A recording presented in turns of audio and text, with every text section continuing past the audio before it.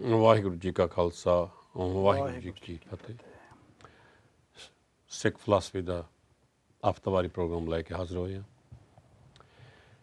ਪਿਛਲੇ ਹਫ਼ਤੇ ਇਸ ਪ੍ਰੋਗਰਾਮ ਦੇ ਵਿੱਚ ਨਾਮ ਸਿਮਰਨ ਉਹਦੇ ਉੱਤੇ ਵਿਚਾਰ ਕੀਤੀ ਸੀ। ਗੁਰਬਾਣੀ ਗੁਰਮਤਿ ਕੀ ਕਹਿੰਦੀ ਹੈ, ਸਿੱਖ ਵਾਸਤੇ ਨਾਮ ਦੀ ਪਰਿਭਾਸ਼ਾ ਕੀ ਹੈ, ਜਿਸ ਨੂੰ ਅਸੀਂ ਸਮਝ ਰੱਖਿਆ ਕਿ ਨਾਮ ਸਿਰਫ ਵਾਹਿਗੁਰੂ ਹੈ। ਨਹੀਂ, ਵਾਹਿਗੁਰੂ ਗੁਰਮੰਤਰ ਹੈ, ਜਪ ਹਉਮੈ ਕੋਈ। ਨਾਮ ਦੀ ਡੈਫੀਨੇਸ਼ਨ ਕੀ ਹੈ ਅਤੇ ਉਸ ਤੋਂ ਬਾਅਦ ਸਿਮਰਨ ਕਿੱਦਾਂ ਕਰਨਾ, ਸਿਮਰਨ ਕੀ ਹੈ। ਧੰਨ ਗੁਰੂ ਅਰਜਨ ਸਾਹਿਬ ਸੱਚੇ ਪਾਤਸ਼ਾਹ ਜੀ ਨੇ ਸੁਖਮਨੀ ਲਿਖਣ ਲੱਗਿਆਂ ਸਾਰੀ ਅਸ਼ਟਪਦੀ ਹੀ ਸਿਮਰਨ ਤੇ ਲਿਖ ਦਿੱਤੀ। ਸਿਮਰੋ ਸਿਮਰ ਸਿਖ ਸਿਮਰ ਸੁਖ ਪਾਵੋ, ਕਲ ਕਲੇਸ਼ ਤਨ ਮਾਇਆ ਮਿਟਾਵੋ। ਅਤੇ ਸਤਿਗੁਰੂ ਪੰਚਮ ਪਾਤਸ਼ਾਹ ਜਦੋਂ ਇਸ ਜੀਵਨ ਦਾ ਮਨੋਰਥ ਦੱਸਦੇ ਨੇ, ਉਦੋਂ ਵੀ ਕਹਿੰਦੇ ਨੇ ਭਈ ਪ੍ਰਾਪਤ ਮਾਨੁਖ ਦੇ ਹੁਰੀਆ, ਗੋਬਿੰਦ ਮਿਲਣ ਕੀ ਇਹੋ ਤੇਰੇ ਵਰੀਆ, ਅਵਰ ਕਾਜ ਤੇਰੇ ਕਿਤਨਾ ਕਾਮ, ਮਿਲ ਸਾਧ ਸੰਗਤ ਭਜ ਕੇਵਲ ਨਾਮ। ਇਹ ਮਨੋਰਥ ਹੈ ਇਸ ਜੀਵਨ ਦਾ। ਅਤੇ ਇਹਦੇ ਉੱਤੇ ਭਾਈ ਸਾਹਿਬ ਜੀ, ਸਤਿਕਾਰਯੋਗ ਭਾਈ ਸਾਹਿਬ ਜੀ, ਭਾਈ ਅਵਤਾਰ ਸਿੰਘ ਜੀ, ਜੋ ਇਹ ਪ੍ਰੋਗਰਾਮ ਲੈ ਕੇ ਹਰ ਹਫ਼ਤਾ ਹਾਜ਼ਰ ਹੁੰਦੇ ਨੇ, ਆਪਣੇ ਨਾਲ ਬੈਠੇ ਨੇ। ਭਾਈ ਸਾਹਿਬ ਜੀ ਫਤਿਹ ਬੁਲਾਉਂਦੇ। ਵਾਹਿਗੁਰੂ ਜੀ ਕਾ ਖਾਲਸਾ, ਵਾਹਿਗੁਰੂ ਜੀ ਕੀ ਫਤਿਹ। ਬੜੀ ਬੇਖੂਬੀ ਦੇ ਨਾਲ ਗੁਰਬਾਣੀ ਦੇ ਵਿੱਚੋਂ ਉਦਾਹਰਨਾਂ ਦੇ ਦੇ ਕੇ ਨਾਮ ਅਤੇ ਸਿਮਰਨ ਦੀ ਵਿਆਖਿਆ ਕੀਤੀ ਸੀ। ਅਤੇ ਇਸੇ ਲੜੀ ਨੂੰ ਹੀ ਜਾਰੀ ਰੱਖਦਿਆਂ ਹੋਇਆਂ ਅੱਜ ਨਾਮ ਤੋਂ ਆਪਾਂ ਸਮਾਪਤੀ ਕੀਤੀ ਸੀ ਅਤੇ ਨਾਮ ਦੀ ਗੱਲ ਅਗਾਂਹ ਚਾਲੂ ਰੱਖਣ ਵਾਸਤੇ ਸਾਹਿਬ ਜੀ ਧੰਨ ਗੁਰੂ ਨਾਨਕ ਸਾਹਿਬ ਸੱਚੇ ਪਾਤਸ਼ਾਹ ਧਨਾਸਰੀ ਰਾਗ ਦੇ ਵਿੱਚ ਸ਼ਬਦ ਲਿਖਦੇ ਨੇ ਕਿ ਤੀਰਥ ਨਾਵਣ ਜਾਓ, ਤੀਰਥ ਨਾਮ ਹੈ, ਤੀਰਥ ਸ਼ਬਦ ਵਿਚਾਰ ਅੰਤਰ ਗਿਆਨ ਹੈ। ਜਿਸ ਖਿੱਤੇ ਦੇ ਵਿੱਚੋਂ ਸਿੱਖ ਧਰਮ ਪੈਦਾ ਹੋਇਆ, ਜੰਮਿਆ ਪਲਿਆ, ਸੁਭਾਵਿਕ ਹੀ ਉਸ ਖਿੱਤੇ ਦੀਆਂ ਆਦਤਾਂ ਉਸ ਧਰਮ ਵਿੱਚ ਹੌਲੀ ਹੌਲੀ ਪ੍ਰਵੇਸ਼ ਕਰ ਜਾਂਦੀਆਂ ਨੇ। ਮੇਰਾ ਭਾਵ ਹਿੰਦੂ ਧਰਮ ਵਿੱਚ ਤੀਰਥ ਦੀ ਬੜੀ ਮਹੱਤਤਾ ਹੈ, ਤੀਰਥ ਯਾਤਰਾ ਦੀ ਬੜੀ ਮਹੱਤਤਾ ਹੈ। 68 ਤੀਰਥਾਂ ਦੀ ਯਾਤਰਾ ਕਰਨੀ ਅਤੇ ਦਰਸ਼ਨ ਇਸ਼ਨਾਨ ਕਰਨੇ। ਪਰ ਸਾਹਿਬ ਸੱਚੇ ਪਾਤਸ਼ਾਹ ਬਾਣੀ ਦੇ ਵਿੱਚ ਇਹ ਵੀ ਆਖਦੇ ਨੇ ਕਿ 68 ਤੀਰਥ ਜੇ ਨਾਵੈ, ਉਤਰੇ ਨਾ ਹੀ ਮੈਲ। ਜੇ 68 ਤੀਰਥਾਂ ਦਾ ਇਸ਼ਨਾਨ ਕਰ ਵੀ ਲਿਆ ਪਰ ਮਨ ਖੋਟੇ, ਤਨ ਚੋਰ ਹੋ ਗਿਆ, ਤਾਂ ਇਹ ਕਿਸੇ ਵੀ ਕੰਮ ਨਹੀਂ। ਅਤੇ ਅੱਜ ਜੋ ਆਪਾਂ ਵਿਚਾਰ ਕਰਨੀ ਹੈ, ਭਾਈ ਸਾਹਿਬ ਜੀ ਹਾਜ਼ਰ ਹੋਏ ਨੇ ਲੈ ਕੇ, ਉਹ ਹੈ ਹਰੇਕ ਹਫ਼ਤੇ ਕੋਸ਼ਿਸ਼ ਕਰੀਦੀ ਹੈ ਕਿ ਗੁਰਮਤਿ ਦੀਆਂ ਵਿਚਾਰਾਂ, ਗੁਰਬਾਣੀ ਦਾ ਸਿਧਾਂਤ ਕੀ ਹੈ, ਗੁਰਮਤਿ ਕੀ ਕਹਿੰਦੀ ਹੈ, ਜੋ ਚੱਲ ਰਹੀਆਂ ਰਹੁ ਰੀਤਾਂ ਨੇ, ਉਹਨਾਂ ਦੇ ਵਿੱਚ ਸਿੱਖ ਧਰਮ ਦੇ ਵਿੱਚ ਗੁਰਮਤਿ ਉਸ ਵਾਸਤੇ ਕੀ ਕਹਿੰਦੀ ਹੈ, ਤਾਂ ਕਿ ਥੋੜ੍ਹਾ ਜਿਹਾ ਸਾਨੂੰ ਗਿਆਨ ਹੋ ਜਾਵੇ। ਇਹ ਨਹੀਂ ਕਿ ਜੇ ਇੱਕ ਤੁਰਿਆ ਹੈ, ਦੂਸਰੇ ਨੇ ਵੀ ਉਹ ਭੇਡਾਂ ਦੀ ਰਹੁ ਰੀਤੀ ਅਨੁਸਾਰ ਇੱਕ ਤੁਰੀ ਤਾਂ ਸਾਰੀਆਂ ਭੇਡਾਂ ਉਦੋਂ ਤੁਰ ਗਈਆਂ। ਨਹੀਂ, ਸਤਿਗੁਰੂ ਸਾਹਿਬ ਸੱਚੇ ਪਾਤਸ਼ਾਹ ਜੀ ਨੇ ਸਾਨੂੰ ਦਿਮਾਗ ਬਖਸ਼ਿਆ, ਰੋਸ਼ਨ ਦਿਮਾਗ ਬਖਸ਼ਿਆ, ਅਤੇ ਉਹਦੇ ਨਾਲ ਅਸੀਂ ਚੰਗਾ ਮਾੜਾ ਸੋਚਣ ਦੀ ਸਮਰੱਥਾ ਰੱਖਦੇ ਹਾਂ। ਗੁਰਮਤਿ ਦੇ ਵਿੱਚ ਤੀਰਥ, ਦਰਸ਼ਨ ਅਤੇ ਇਸ਼ਨਾਨ, ਇਹਦੀ ਵਿਆਖਿਆ ਭਾਈ ਸਾਹਿਬ ਜੀ ਗੁਰਬਾਣੀ ਰਾਹੀਂ ਕਿ ਕੀ ਗੁਰਸਿੱਖ ਨੂੰ ਤੀਰਥਾਂ ਦੀ ਯਾਤਰਾ ਕਰਨੀ ਜ਼ਰੂਰੀ ਹੈ, ਕੀ ਗੁਰਸਿੱਖ ਵਾਸਤੇ ਹਰ ਤੀਰਥ 'ਤੇ ਜਾ ਕੇ ਇਸ਼ਨਾਨ ਕਰਨੇ, ਜਿਹੜੀਆਂ ਰਹੁ ਰੀਤਾਂ ਚੱਲੀਆਂ ਆ ਰਹੀਆਂ ਨੇ। ਗੁਰਬਾਣੀ ਉਹਨਾਂ ਬਾਰੇ ਕੀ ਕਹਿੰਦੀ ਹੈ। ਯਾਦ ਰਹੇ ਕਿ ਸਾਡੇ ਵਡੇਰੇ ਧੰਨ ਗੁਰੂ ਨਾਨਕ ਸਾਹਿਬ ਸੱਚੇ ਪਾਤਸ਼ਾਹ ਤੀਰਥਾਂ 'ਤੇ ਗਏ ਧੰਨ ਗੁਰੂ ਅਮਰਦਾਸ ਸਾਹਿਬ ਸੱਚੇ ਪਾਤਸ਼ਾਹ ਜੀ ਗੰਗਾ 'ਤੇ ਬਾਰੀ ਇਸ਼ਨਾਨ ਕੀਤਾ। ਪਰ ਅੱਜ ਜਿਸ ਰਸਤੇ 'ਤੇ ਅਸੀਂ ਖੜ੍ਹੇ ਹਾਂ, ਸਮਝਣ ਦੀ ਲੋੜ ਹੈ ਕਿ ਗੁਰਬਾਣੀ ਇਸ ਵਾਸਤੇ ਕੀ ਕਹਿੰਦੀ ਹੈ। ਸੋ ਭਾਈ ਸਾਹਿਬ ਜੀ ਕਰੋ ਕਿਰਪਾ, ਤੀਰਥ ਦਰਸ਼ਨ ਇਸ਼ਨਾਨ, ਉਹਦੀ ਵਿਆਖਿਆ ਗੁਰਬਾਣੀ ਵਿੱਚੋਂ ਕਰੋ ਕਿਰਪਾ। ਬਹੁਤ ਬਹੁਤ ਧੰਨਵਾਦ ਤੁਹਾਡਾ ਡਾਕਟਰ ਸਾਹਿਬ। ਦਰਅਸਲ ਜਦੋਂ ਅਸੀਂ ਗੱਲ ਕਰਦੇ ਨਾ ਤੀਰਥ ਯਾਤਰਾ ਦੀ, ਤੇ ਸੁਭਾਵਿਕ ਹੀ ਤੀਰਥ ਯਾਤਰਾਵਾਂ ਜਿਹੜੀਆਂ ਨੇ ਉਹ ਹਿੰਦੂ ਸੰਸਕ੍ਰਿਤੀ ਦਾ ਹਿੱਸਾ ਹੈ ਜੀ। ਤੁਸੀਂ ਗੱਲ ਕੀਤੀ 68 ਤੀਰਥਾਂ ਦੀ। ਹਿੰਦੂ ਮੈਥੋਲੋਜੀ ਦੇ ਵਿੱਚ 4 ਧਾਮ ਨੇ ਜਿੱਥੇ ਹਰ 12 ਸਾਲ ਬਾਅਦ ਕੁੰਭ ਦਾ ਮੇਲਾ ਲੱਗਦਾ ਹੈ ਜੀ। 7 ਪੁਰੀਆਂ ਜਿਵੇਂ ਜਗਨਨਾਥਪੁਰੀ ਹੈ, ਤੇ ਉਸ ਦੇ ਨਾਲ ਬਾਕੀ ਦੇ ਵੱਡੇ ਛੋਟੇ ਤੀਰਥ ਰਲਾ ਕੇ 68 ਤੀਰਥ ਬਣਦੇ ਆ। ਇਹ ਵਿਸ਼ਵਾਸ ਕੀਤਾ ਜਾਂਦਾ ਸੀ ਕਿ ਮਨੁੱਖ ਆਪਣੀ ਜ਼ਿੰਦਗੀ ਦੇ ਵਿੱਚ ਇਹਨਾਂ 68 ਤੀਰਥਾਂ ਤੇ ਇਸ਼ਨਾਨ ਕਰ ਲੈ ਤੇ ਉਸ ਤੋਂ ਵੱਡਾ ਪੁੰਨ ਹੋਰ ਕੋਈ ਨਹੀਂ। ਇਸੇ ਕਰਕੇ ਵਾਰ-ਵਾਰ ਗੱਲ ਕਈ ਵਾਰੀ ਗੁਰੂ ਗ੍ਰੰਥ ਸਾਹਿਬ ਦੇ ਵਿੱਚ ਵਰਤੀ ਗਈ, 68 ਤੀਰਥ ਭਰਮ ਬਗੂਚੇ ਕਿਉਂ ਮਲ ਧੋਪੈ ਪਾਪੈ। ਗੁਰਮਤਿ ਅਨੁਸਾਰ ਮਨੁੱਖ ਦੇ ਜੀਵਨ ਦਾ ਮਨੋਰਥ ਹੈ ਕਿ ਅਸੀਂ ਆਪਣੇ ਵਿਕਾਰਾਂ ਦੀ ਮੈਲ ਧੋਣੀ ਹੈ ਜੀ। ਗੁਰੂ ਸਾਹਿਬ ਆਖਦੇ ਨੇ ਵੀ ਜੇ 68 ਤੀਰਥਾਂ ਦੇ ਉੱਤੇ ਨਹਾ ਵੀ ਲਿਆ ਮਲ ਕੇ ਤੇ ਫਿਰ ਵੀ ਹਉਮੈ ਦੀ ਮੈਲ ਲਿਥੀ ਨਹੀਂ ਜੇ, ਫਿਰ ਕਿਹੜਾ ਤਰੀਕਾ ਵਰਤਿਆ ਜਾਏ ਜਿਹਦੇ ਨਾਲ ਉਹ ਜਿਹੜੀ ਹਉਮੈ ਦੀ ਮੈਲ ਹੈ ਉਹ ਦੂਰ ਹੋ ਜਾਏ। ਗੁਰਮਤਿ ਨੇ ਸਾਨੂੰ ਇੱਕ ਬਹੁਤ ਸਿੱਧਾ ਤੇ ਸਪਸ਼ਟ ਜੀਵਨ ਮਾਰਗ ਦਿੱਤਾ ਹੈ। ਬਹੁਤੀ ਵਾਰੀ ਜਿਵੇਂ ਤੁਸੀਂ ਗੱਲ ਕੀਤੀ ਹੈ, ਅਸੀਂ ਦੇਖਾ ਦੇਖੀ ਕੁਝ ਐਸਾ ਕਰਨਾ ਸ਼ੁਰੂ ਕਰ ਦਿੰਦੇ ਹਾਂ ਜਿਹੜਾ ਦਰਅਸਲ ਗੁਰਮਤਿ ਦੇ ਵਿਰੋਧ ਵਿੱਚ ਹੁੰਦਾ ਹੈ। ਸਿੱਖ ਧਰਮ ਦੇ ਵਿੱਚ ਵਿਸ਼ਵਾਸ ਹੈ, ਸਿਧਾਂਤ ਹੈ, ਜਿੱਥੇ ਜਾਏ ਬਹੇ ਮੇਰਾ ਸਤਿਗੁਰੂ ਸੋ ਥਾਨ ਸੁਹਾਵਾ ਰਾਮ ਰਾਜ ਹੈ। ਹਾਂਜੀ, ਕਿ ਜਿੱਥੇ ਸਤਿਗੁਰੂ ਜੀ ਨੇ ਚਰਨ ਪਾਏ ਸਾਡੇ ਵਾਸਤੇ ਤੇ ਉਹ ਜਗ੍ਹਾ ਪੂਜਣਯੋਗ ਹੋ ਜਾਂਦੀ ਹੈ। ਜਿੱਥੇ ਬਾਬਾ ਪੈਰ ਧਰੇ ਪੂਜਾ ਆਸਣ ਥਾਪਨ ਸੋਹਾ। ਸਾਡੇ ਵਾਸਤੇ ਉਹ ਜਗ੍ਹਾ ਪੂਜਣਯੋਗ ਹੈ ਜਿੱਥੇ ਬਾਬਾ ਜੀ ਨੇ ਆਪਣੇ ਚਰਨ ਪਾਏ ਜੀ। ਸਾਡੇ ਵਾਸਤੇ ਵੀ ਉਹਨਾਂ ਦੀ ਇਤਿਹਾਸਕ ਮਹੱਤਤਾ ਹੈ। ਪਰ ਸਿਰਫ ਇਹ ਵਿਸ਼ਵਾਸ ਆਪਣੇ ਮਨ ਵਿੱਚ ਲੈ ਕੇ ਜਾਣਾ ਕਿ ਕਿਸੇ ਖਾਸ ਜਗ੍ਹਾ ਦੇ ਉੱਤੇ, ਕਿਸੇ ਖਾਸ ਸਰੋਵਰ ਦੇ ਵਿੱਚ ਜਾਂ ਕਿਸੇ ਖਾਸ ਨਦੀ ਵਿੱਚ ਖਾਸ ਤਰੀਕੇ ਨਾਲ ਚੁੱਭੀਆਂ ਮਾਰਨ ਦੇ ਨਾਲ, ਸਿਰਫ ਚੁੱਭੀਆਂ ਮਾਰਨ ਦੇ ਨਾਲ ਮਨ ਦੇ ਵਿੱਚੋਂ ਵਿਕਾਰਾਂ ਦੀ ਜਿਹੜੀ ਮੈਲ ਹੈ ਉਹ ਦੂਰ ਹੋ ਜਾਏਗੀ, ਇਹ ਸਾਡਾ ਭੁਲੇਖਾ ਹੈ। ਤੁਸੀਂ ਹਵਾਲਾ ਦਿੱਤਾ ਹੈ, ਤੀਰਥ ਨਹਾਵਣ ਜਾਓ, ਤੀਰਥ ਨਾਮ ਹੈ। ਤੀਰਥ ਸ਼ਬਦ ਵਿਚਾਰ ਅੰਤਰ ਗਿਆਨ ਹੈ। ਅਸਲੀ ਤੀਰਥ ਤਾਂ ਸ਼ਬਦ ਹੀ ਵਿਚਾਰ ਹੈ, ਕਿਉਂਕਿ ਸ਼ਬਦ ਦੀ ਵਿਚਾਰ ਰਾਹੀਂ ਸਾਡੇ ਅੰਤਰ ਮਨ ਦੇ ਅੰਦਰ ਉਹ ਗਿਆਨ ਦਾ ਜਿਹੜਾ ਪ੍ਰਕਾਸ਼ ਹੈ ਉਹ ਹੋਣਾ ਹੈ। ਤੇ ਸਿੱਖ ਧਰਮ ਜਿਹੜਾ ਕਰਮਕਾਂਡੀ ਧਰਮ ਨਹੀਂ ਹੈ। ਸਿੱਖ ਧਰਮ ਸਿਰਫ ਦਿਖਾਵੇ ਦੇ ਨਾਂ ਦੇ ਉੱਤੇ, ਧਰਮ ਦੇ ਨਾਂ ਦੇ ਕੀਤੇ ਕੰਮਾਂ ਦਾ ਧਰਮ ਨਹੀਂ ਹੈ।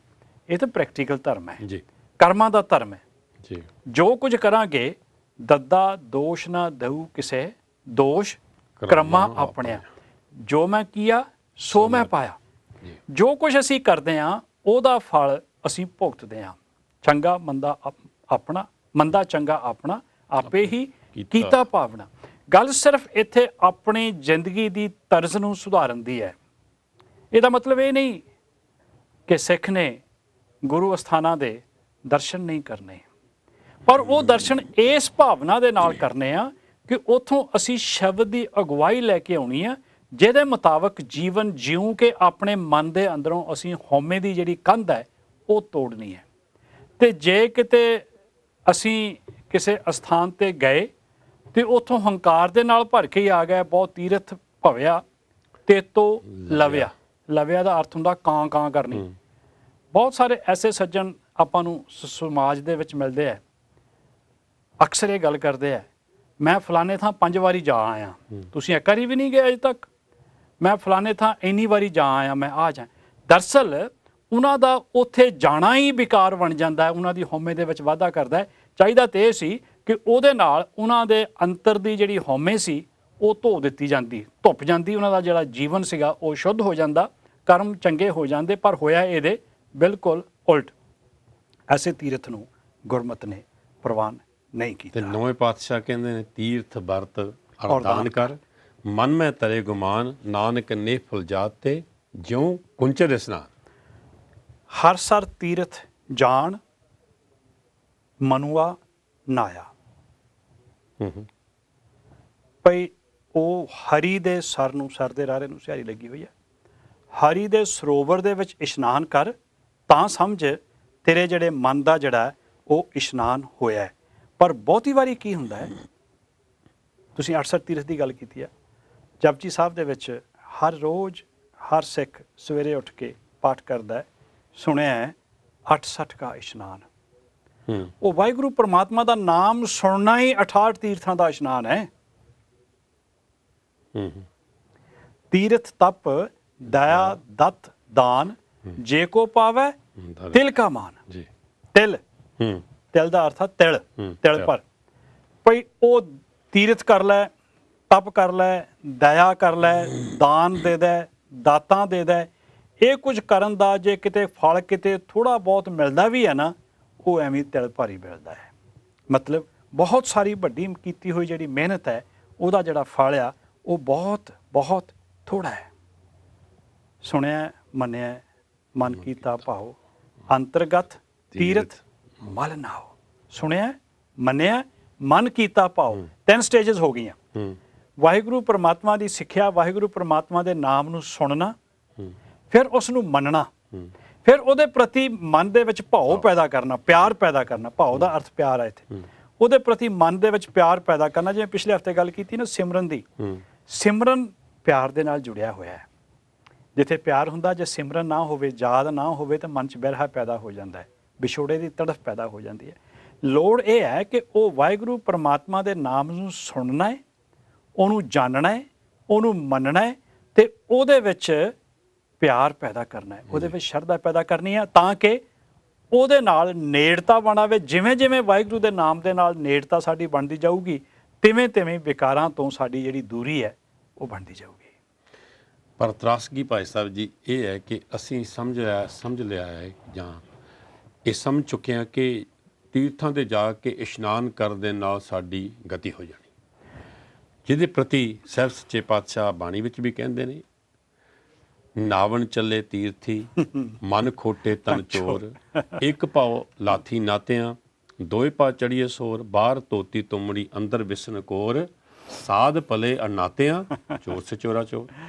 ਇਹ ਹੁਣ ਜੇ ਇਸ਼ਨਾਨ ਕਰਕੇ ਹੀ ਸਾਰੀ ਗਤੀ ਹੋ ਜਾਣੀ ਹੈ, ਤਾਂ ਫਿਰ ਸਾਹਿਬ ਸੱਚੇ ਪਾਤਸ਼ਾਹ ਜੀ ਤਾਂ ਬਾਰ-ਬਾਰ ਕਹਿੰਦੇ ਨੇ, ਪੁੱਛਦੇ ਨੇ, ਮੰਗ ਕਰਦੇ ਨੇ। ਜਿਹੜੀ ਤੁਸੀਂ ਗੱਲ ਕੀਤੀ ਨਾ ਹਉਮੈ ਦੀ, ਤੇ ਸਾਹਿਬ ਸੱਚੇ ਪਾਤਸ਼ਾਹ ਕਹਿੰਦੇ ਤੀਰਥ ਜਾਓ ਤਾਂ ਹਉ ਕਰਦੇ। ਇਹ ਹਉਮੈ ਪੈਦਾ ਹੋ ਜਾਂਦੀ, ਮੈਂ ਫਲਾਣੇ ਤੀਰਥ ਤੇ ਗਿਆ ਸੀ, ਮੈਂ ਫਲਾਣੇ ਤੀਰਥ ਤੇ ਗਿਆ। ਸਾਹਿਬ ਜੀ ਕਹਿੰਦੇ ਨੇ ਤੀਰਥ ਜਾਓ ਤਾਂ ਹਉ ਕਰਦੇ, ਪੰਡਤ ਪੁੱਛੋ ਤਾਂ ਮਾਇਆ ਰਾਤੇ, ਅਖੀਰ ਤੇ ਕਹਿੰਦੇ ਨੇ ਸੋ ਸਥਾਨ ਬਤਾਵੋ ਮੀਤਾ, ਜਾ ਕੇ ਹਰ ਹਰ ਕੀਰਤਨ ਨੀਤਾ। ਹੁਣ ਧੰਨ ਸ੍ਰੀ ਗੁਰੂ ਗ੍ਰੰਥ ਸਾਹਿਬ ਜੀ ਦੇ ਕੋਲ ਜਾਣਾ, ਸਾਧ ਸੰਗਤ 'ਚ ਬੈਠਣਾ, ਕੀਰਤਨ ਕਥਾ ਵਿਚਾਰ ਸਰਵਣ ਕਰਨੀ, ਇਹ ਵੀ ਇੱਕ ਤੀਰਥ ਹੈ, ਔਰ ਇਹ ਬਹੁਤ ਵੱਡਾ ਤੀਰਥ ਹੈ, ਬਹੁਤ ਵੱਡਾ ਤੀਰਥ ਹੈ।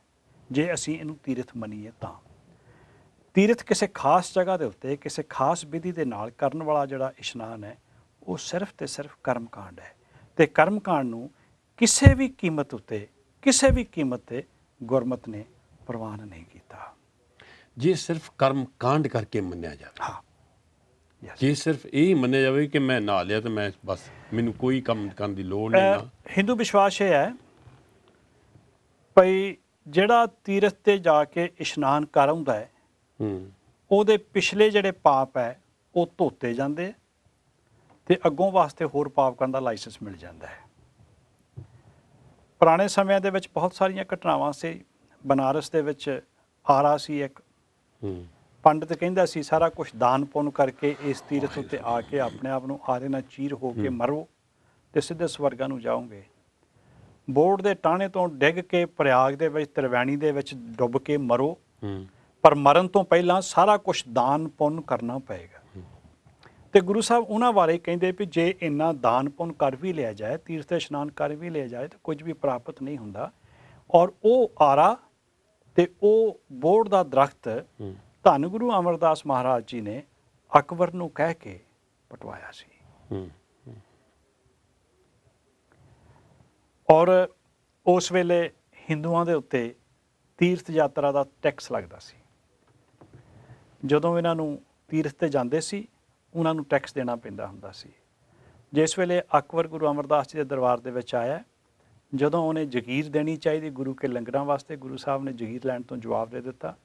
ਅਕਬਰ ਨੇ ਗੁਰੂ ਸਾਹਿਬ ਨੂੰ ਪੁੱਛਿਆ ਵੀ ਮੇਰੇ ਵਾਸਤੇ ਕੀ ਹੁਕਮ ਹੈ, ਤੇ ਧੰਨ ਗੁਰੂ ਅਮਰਦਾਸ ਮਹਾਰਾਜ ਜੀ ਨੇ ਉਹਨਾਂ ਕੋਲੋਂ ਇੱਕ ਤੇ ਬਾਈ ਲਾਅ ਕਾਨੂੰਨੀ ਤੌਰ ਤੇ ਸਤੀ ਦੀ ਰਸਮ ਬੰਦ ਕਰਵਾਈ ਸੀ, ਤੇ ਦੂਸਰਾ ਜਿਹੜਾ ਹਿੰਦੂਆਂ ਦੇ ਉੱਤੇ ਟੈਕਸ ਲੱਗਦਾ ਸੀ ਤੀਰਥ ਯਾਤਰਾ ਦਾ, ਉਹ ਬੰਦ ਕਰਵਾਇਆ ਸੀ। ਔਰ ਇਹਦਾ ਮਤਲਬ ਇਹ ਨਹੀਂ ਕਿ ਅਸੀਂ ਤੀਰਥਾਂ ਦੇ ਉੱਤੇ ਜਾਣਾ ਸ਼ੁਰੂ ਕਰ ਦੇਣਾ ਹੈ। ਸਾਡਾ ਜਿਹੜਾ ਤੀਰਥ ਹੈ, ਸਾਡਾ ਤੀਰਥ ਤਾਂ ਸ਼ਬਦ ਹੈ। ਵਾਰ-ਵਾਰ ਗੁਰਬਾਣੀ ਨੇ ਇਹ ਗੱਲ ਸਾਡੇ ਨਾਲ ਸਾਂਝੀ ਕੀਤੀ ਆ। ਨਾਵਣ ਕੋ ਤੀਰਥ ਘਣੇ ਮਨ ਬੌਰਾ ਰੇ, ਪੂਜਣ ਕੋ ਬਹੁ ਦੇਵ, ਕੋ ਕਬੀਰ ਛੂਟਣ ਨਹੀਂ ਮਨ ਬੌਰਾ ਰੇ, ਛੂਟਣ ਹਰ ਕੀ ਸੇਵ। ਜਿੰਨੇ ਮਰਜ਼ੀ ਦੇਵੀ ਦੇਵਤਿਆਂ ਦੀ ਪੂਜਾ ਅਸੀਂ ਕਰ ਲਈਏ, ਜਿੰਨੇ ਮਰਜ਼ੀ ਤੀਰਥਾਂ ਦੇ ਉੱਤੇ ਇਸ਼ਨਾਨ ਕਰ ਲਈਏ, ਉਹਦੇ ਨਾਲ ਸਾਡਾ ਛੁਟਕਾਰਾ ਨਹੀਂ ਹੁੰਦਾ। ਛੂਟਣ ਹਰ ਕੀ ਸੇਵ। ਛੁਟਕਾਰਾ ਜਿਹੜਾ ਹੈ ਉਹ ਵਾਹਿਗੁਰੂ ਦੀ ਸੇਵਾ ਕਰਨ ਦੇ ਨਾਲ ਹੀ ਪ੍ਰਾਪਤ ਹੁੰਦਾ ਹੈ। ਹੁਣ ਇੱਥੇ ਇੱਕ ਸਮੱਸਿਆ ਹੈ। ਮੇਰੇ ਇੱਕ ਮਿੱਤਰ ਨੇ, ਚੰਗੇ ਪੜ੍ਹੇ ਲਿਖੇ ਸਿਆਣੇ ਸੱਜਣ ਨੇ ਉਹ ਜੀ, ਪਿਛਲੇ ਹਫ਼ਤੇ ਦੇ ਪ੍ਰੋਗਰਾਮ ਤੋਂ ਬਾਅਦ ਉਹਨਾਂ ਨੇ ਮੈਨੂੰ ਫੋਨ ਕੀਤਾ, ਮੈਂ ਸਾਂਝੀ ਗੱਲ ਕਰ ਲਾਂ ਤੁਹਾਡੇ ਨਾਲ ਜੀ। ਹੋ ਸਕਦਾ ਹੋਰ ਵੀ ਬਹੁਤ ਸਾਰੇ ਦਰਸ਼ਕਾਂ ਦਾ ਇਹ ਸਵਾਲ ਹੋਵੇ ਜਿਹੜਾ ਉਹਨਾਂ ਨੇ ਕੀਤਾ ਮੇਰੇ ਨਾਲ, ਮੈਂ ਤੁਹਾਡੇ ਨਾਲ ਸਾਂਝਾ ਕਰਨ ਲੱਗਾ।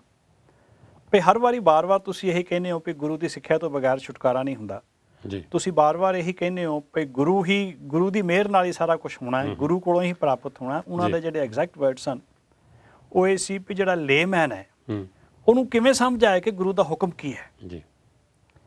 ਭਈ ਅਕਸਰ ਗੁਰਦੁਆਰਿਆਂ ਦੇ ਵਿੱਚ ਜਿਹੜਾ ਪ੍ਰਚਾਰ ਕੀਤਾ ਜਾਂਦਾ ਹੈ ਉਹ ਬਹੁਤੀ ਵਾਰੀ ਤਤ ਗੁਰਮਤ ਨਹੀਂ ਹੁੰਦਾ। ਉਹਦੇ ਕਈ ਕਾਰਨ ਬਣ ਗਏ। ਜਿਹੜੀਆਂ ਗੱਲਾਂ ਅਸੀਂ ਉੱਥੇ ਐਕਸਪਲੇਨ ਕਰਨੀਆਂ ਸੀ, ਸਪਸ਼ਟ ਕਰਨੀਆਂ ਸੀ ਸੰਗਤਾਂ ਨੂੰ, ਉਹ ਅਸੀਂ ਕਰ ਨਹੀਂ ਸਕੇ। ਦਰਅਸਲ ਉਹ ਹੋ ਨਹੀਂ ਸਕਿਆ। ਇਹ ਇੱਕ ਸੱਚ ਆ ਅੱਜ ਦੇ ਸਮੇਂ ਦਾ। ਤੇ ਉਹਨਾਂ ਦਾ ਸਵਾਲ ਸੀ ਵੀ ਜਿਹੜਾ ਇੱਕ ਲੇਮੈਨ ਹੈ ਉਹ ਕਿੱਥੋਂ ਸਿੱਖੇ, ਫਿਰ ਉਹ ਗੁਰੂ ਦੀ ਸਿੱਖਿਆ ਕਿੱਥੋਂ ਲਏ। ਮੈਂ ਸਾਂਝੇ ਤੌਰ ਤੇ ਤੁਹਾਨੂੰ ਸਾਰਿਆਂ ਨੂੰ ਇਹ ਜਵਾਬ ਦਿਆਂ ਭਈ ਗੁਰੂ ਦੀ ਜਿਹੜੀ ਸਿੱਖਿਆ ਹੈ, ਕਿ ਸਾਨੂੰ ਨਹੀਂ ਪਤਾ ਕਿ ਵਾਹਿਗੁਰੂ ਪਰਮਾਤਮਾ ਇੱਕ ਹੈ, ਕਿ ਸਾਨੂੰ ਨਹੀਂ ਪਤਾ ਉਹ ਨਿਰਭਉ ਨਿਰਵੈਰ ਹੈ, ਉਹ ਪੈਦਾ ਕਰਨ ਵਾਲਾ, ਉਹ ਹਮੇਸ਼ਾ ਰਹਿਣ ਵਾਲਾ, ਉਹ ਜੂਨਾਂ 'ਚ ਨਹੀਂ ਆਉਂਦਾ, ਉਹਦਾ ਆਪਣੇ ਆਪ ਤੋਂ ਪ੍ਰਕਾਸ਼ ਹੋਇਆ। ਇਹ ਪਤਾ ਹੈ ਨਾ ਸਾਨੂੰ। ਇੰਗਲਿਸ਼ 'ਚ ਕਹਾਵਤ ਹੈ ਡਾਕਟਰ ਸਾਹਿਬ ਬੜੀ ਖੂਬਸੂਰਤ ਜੀ, go as far you can see, when you get there you see further. ਜਿੰਨੀ ਕੁ ਗੱਲ ਸਮਝ ਆਉਂਦੀ ਹੈ, ਹੁਣ ਗੁਰਬਾਣੀ ਨੇ ਇੱਕ ਗੱਲ ਸਪਸ਼ਟ ਕਹਿ ਦਿੱਤੀ ਹੈ ਕਿ ਸਿਰਫ ਤੇ ਸਿਰਫ ਆਪਣੇ ਪਾਪ ਕੱਟਣ ਦੇ ਲਈ ਜਾਂ ਮੁਕਤੀ ਦੀ ਪ੍ਰਾਪਤੀ ਕਰਨ ਦੇ ਲਈ ਖਾਸ ਤੀਰਥਾਂ ਤੇ ਖਾਸ ਤਰੀਕੇ ਨਾਲ ਕੀਤਾ ਹੋਇਆ ਜਿਹੜਾ ਇਸ਼ਨਾਨ ਹੈ ਉਹ ਵਿਅਰਥ ਹੈ। ਅਸੀਂ ਬੰਦ ਕਰ ਦਈਏ। ਜਿੰਨੀ ਗੱਲ ਸਾਨੂੰ ਸਮਝ ਆਉਂਦੀ ਹੈ, ਗੁਰਬਾਣੀ ਨੇ ਕਹਿ ਦਿੱਤਾ ਹੈ ਕਿ ਧਰਮ ਦੇ ਨਾਂ ਦੇ ਉੱਤੇ ਜਿਹੜੇ ਕੀਤੇ ਹੋਏ ਜਿਹੜੇ ਪਖੰਡ ਹੈ, ਕਰਮ ਧਰਮ ਹੈ ਜਿਹੜੇ, ਉਹ ਪ੍ਰਵਾਨ ਨਹੀਂ ਹੁੰਦੇ। ਕਰਮ ਧਰਮ ਪਾਖੰਡ ਜੋ ਦੀਸੈ ਤਿਨ ਜਮ ਜਾਗਾਤੀ ਲੂਟ ਹੈ। ਜਮਾ ਰੂਪੀ ਜਗਾਤੀਆ ਮਸੂਲੀਆ ਉਹਨੂੰ ਰਾਹ ਦੇ ਵਿੱਚ ਲੁੱਟ ਲੈਂਦਾ। ਸਾਡੇ ਨਾਲ ਨਹੀਂ ਜਾਂਦੇ, ਉਹ ਸਾਡੇ ਨਾਲ ਨਹੀਂ ਨਿਭਦੇ। ਸੱਜਣ ਸਹੀ ਨਾਲ ਮੈਂ ਚਲਦਿਆਂ ਨਾਲ ਚਲਨ, ਜਿੱਥੇ ਲੇਖਾ ਮੰਗੀ ਹੈ ਤਿੱਥੇ ਖੜੇ ਦਿਸਨ। ਉਹ ਜਿਹੜੇ ਸੱਜਣ ਹੈ, ਸਾਨੂੰ ਪਤਾ ਹੈ ਨਾ ਸਾਡੇ ਚੰਗੇ ਗੁਣ ਹੈ, ਸਾਨੂੰ ਪਤਾ ਹੈ ਨਾ ਕਿ ਸਾਡੇ ਚੰਗੇ ਕਰਮ ਜਿਹੜੇ ਹੈ ਉਹ ਸਾਡੇ ਸੱਜਣ ਹੈ। ਗੁਰੂ ਦੀ ਕਿਰਪਾ ਜੇ ਅਸੀਂ ਇਹ ਕਹੀਏ ਨਾ ਵੀ ਆਪ ਉਦਮ ਨਾ ਕਰੀਏ, ਅਸੀਂ ਆਪ ਕੁਝ ਵੀ ਨਾ ਕਰੀਏ, ਅਸੀਂ ਇਹ ਸੋਚੀਏ ਵੀ ਬੈਠੇ ਬਿਠਾਏ ਦੇ ਉੱਤੇ ਸਾਡੀ ਝੋਲੀ ਦੇ ਵਿੱਚ ਪਤਾ ਨਹੀਂ ਕੀ ਪੈ ਜਾਣਾ ਤਾਂ ਅਸੀਂ ਕੁਛ ਦੇ ਕੁਛ ਹੋ ਜਾਣਾ। ਗੁਰੂ ਸਾਹਿਬ ਨੇ ਸਾਨੂੰ ਮਾਰਗ ਦਰਸ਼ਨ ਕਰਨਾ ਹੈ ਔਰ ਉਹਨਾਂ ਦਾ ਮਾਰਗ ਦਰਸ਼ਨ ਕੀਤਾ ਹੋਇਆ ਸਾਡੇ ਸਾਹਮਣੇ ਹੈ। ਉਹਨਾਂ ਦੇ ਮਾਰਗ ਦੇ ਉੱਤੇ ਅਸੀਂ ਤੁਰੀਏ ਹੀ ਨਾ ਤੇ ਅਸੀਂ ਆਸ ਰੱਖੀਏ ਪੁੱਛਣ ਸੁਹਾਗਣ ਕੋ ਕਰਮ ਦੁਹਾਗਣ ਕੇ ਪ੍ਰੀਤਮ ਕੇ ਦੇਸ਼ ਕੈਸੇ ਬਾਤਮ ਸੇ ਜਾਈਏ। ਇਹ ਭਾਈ ਗੁਰਦਾਸ ਜੀ ਦਾ ਖੂਬਸੂਰਤ ਬਚਨ ਹੈ। ਭਈ ਜਿਹੜੀ ਗੱਲ ਸਾਨੂੰ ਸਮਝ ਆਉਂਦੀ ਹੈ ਗੁਰਮਤਿ ਦੀ, ਜਿਹਦੇ ਬਾਰੇ ਕੋਈ ਭਰਮ ਭੁਲੇਖਾ ਨਹੀਂ, ਉਹਨਾਂ ਕਿਤੇ ਅਸੀਂ ਮੰਨ ਕੇ ਤੁਰ ਪਈਏ, ਬਾਕੀ ਦੀਆਂ ਗੱਲਾਂ ਆਪਣੇ ਆਪ ਹੌਲੀ ਹੌਲੀ ਸਾਨੂੰ ਸਮਝ ਆਉਣੀਆਂ ਸ਼ੁਰੂ ਹੋ ਜਾਣਗੀਆਂ।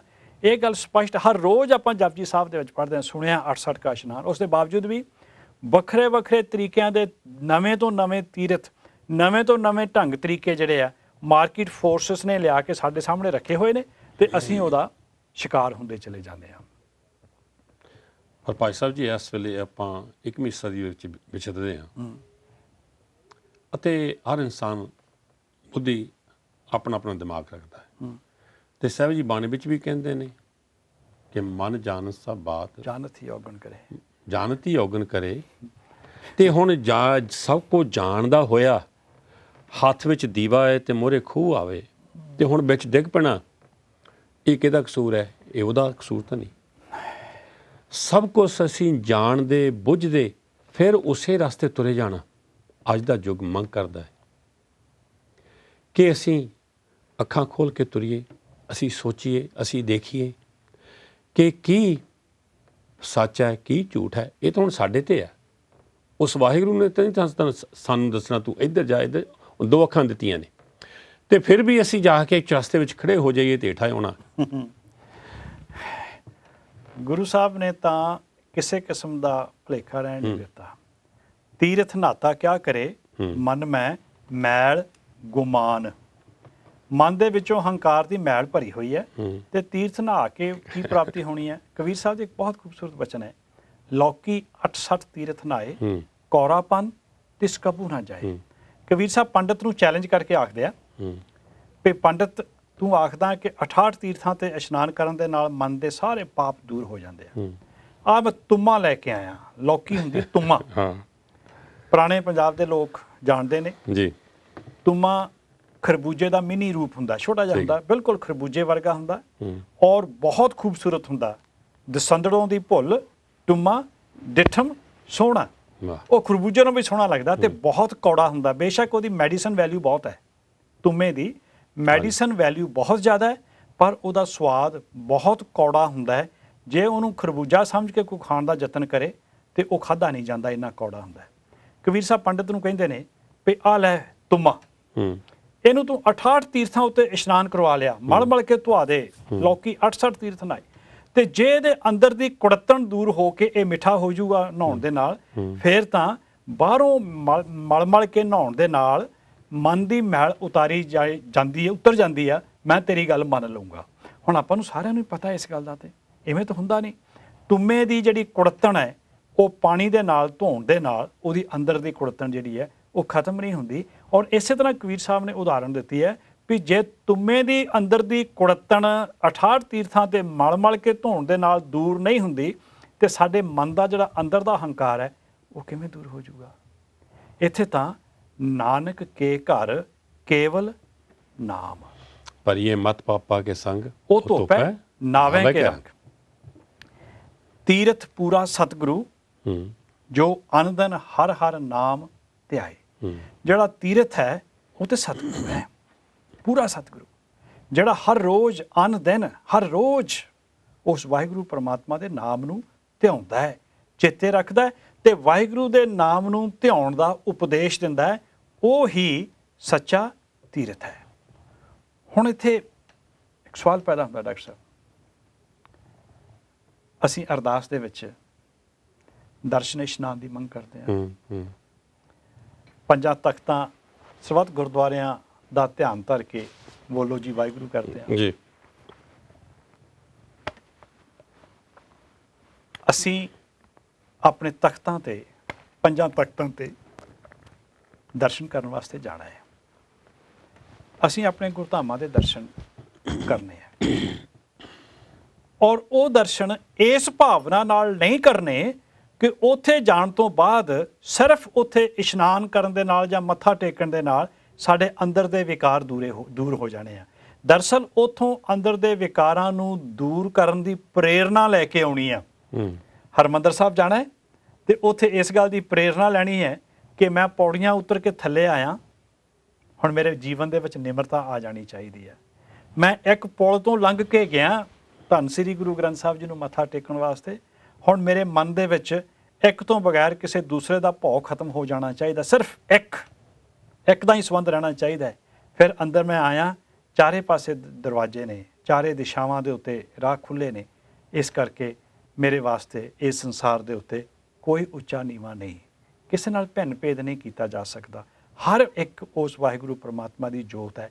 ਜੇ ਤੇ ਹਰਿਮੰਦਰ ਸਾਹਿਬ ਜਾ ਕੇ ਉੱਥੇ ਸਰੋਵਰ 'ਚ ਇਸ਼ਨਾਨ ਕਰਨ ਤੋਂ ਬਾਅਦ, ਉੱਥੇ ਮੱਥਾ ਟੇਕਣ ਤੋਂ ਬਾਅਦ ਇਹ ਪ੍ਰੇਰਨਾ ਮਿਲਦੀ ਹੈ ਤੇ ਫਿਰ ਉਤਸ਼ਾਹ ਮਨ 'ਚ ਪੈਦਾ ਹੁੰਦਾ ਹੈ ਕਿ ਸਤਿਗੁਰੂ ਨੇ ਮੈਨੂੰ ਇਹ ਸਿੱਖਿਆ ਦਿੱਤੀ ਹੈ ਤੇ ਇਹਦੇ ਅਨੁਸਾਰ ਜੀਵਨ ਜਿਉਂ ਕੇ ਮੈਂ ਆਪਣੇ ਜੀਵਨ ਦੇ ਵਿੱਚ ਨਿਮਰਤਾ ਲੈ ਕੇ ਆਉਣੀ ਹੈ, ਆਪਣੇ ਹੰਕਾਰ ਦਾ ਤਿਆਗ ਕਰਨਾ ਹੈ ਤੇ ਨੀਵਾਂ ਰਹਿਣ ਦੀ ਗੱਲ ਕਰਨੀ ਹੈ ਤੇ ਹਰ ਮਨੁੱਖ ਨੂੰ ਆਪਣੇ ਨਾਲੋਂ ਚੰਗਾ ਸਮਝਣਾ, ਮਾੜਾ ਨਹੀਂ ਕਿਸੇ ਨੂੰ ਸਮਝਣਾ।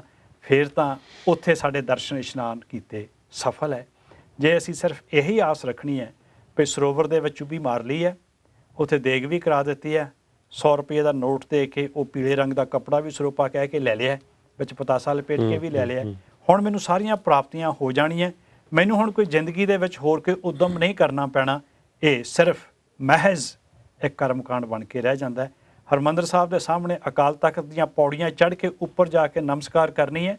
ਉੱਥੇ ਜੇ ਮਨ ਦੇ ਵਿੱਚ ਇਹ ਭਾਵਨਾ ਆ ਗਈ ਕਿ ਮੈਂ ਅਕਾਲ ਤਖਤ ਸਾਹਿਬ ਤੇ ਗੁਰੂ ਖਾਲਸਾ ਪੰਥ ਦੀ ਛਤਰ ਛਾਇਆ ਹੇਠ ਮੈਂ ਸਿਰ ਉੱਚਾ ਕਰਕੇ ਜਿਉਣ ਦਾ ਅਧਿਕਾਰ ਰੱਖਦਾ ਸੰਸਾਰ ਦੇ ਵਿੱਚ, ਮੈਂ ਨਿਮਾਣਾ ਨਹੀਂਗਾ, ਮੈਂ ਨਿਤਾਣਾ ਨਹੀਂਗਾ, ਮੈਂ ਗੁਰੂ ਖਾਲਸਾ ਪੰਥ ਦਾ ਹਿੱਸਾ ਹੈ।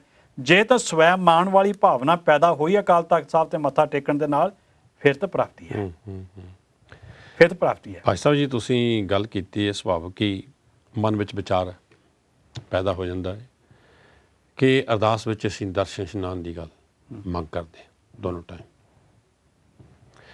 ਤੇ ਸਤਿਗੁਰੂ ਬਾਣੀ ਵਿੱਚ ਵੀ ਕਹਿੰਦੇ ਨੇ, ਰਾਮਦਾਸ ਸਰੋਵਰ ਨਾਤੇ ਸਭ ਉਤਰੇ ਪਾਪ ਕਮਾਤੇ, ਨਿਰਮਲ ਹੋਏ ਕਰ ਇਸ਼ਨਾਨਾ ਗੁਰ ਪੂਰੇ ਕੀਨੇ ਦਾ।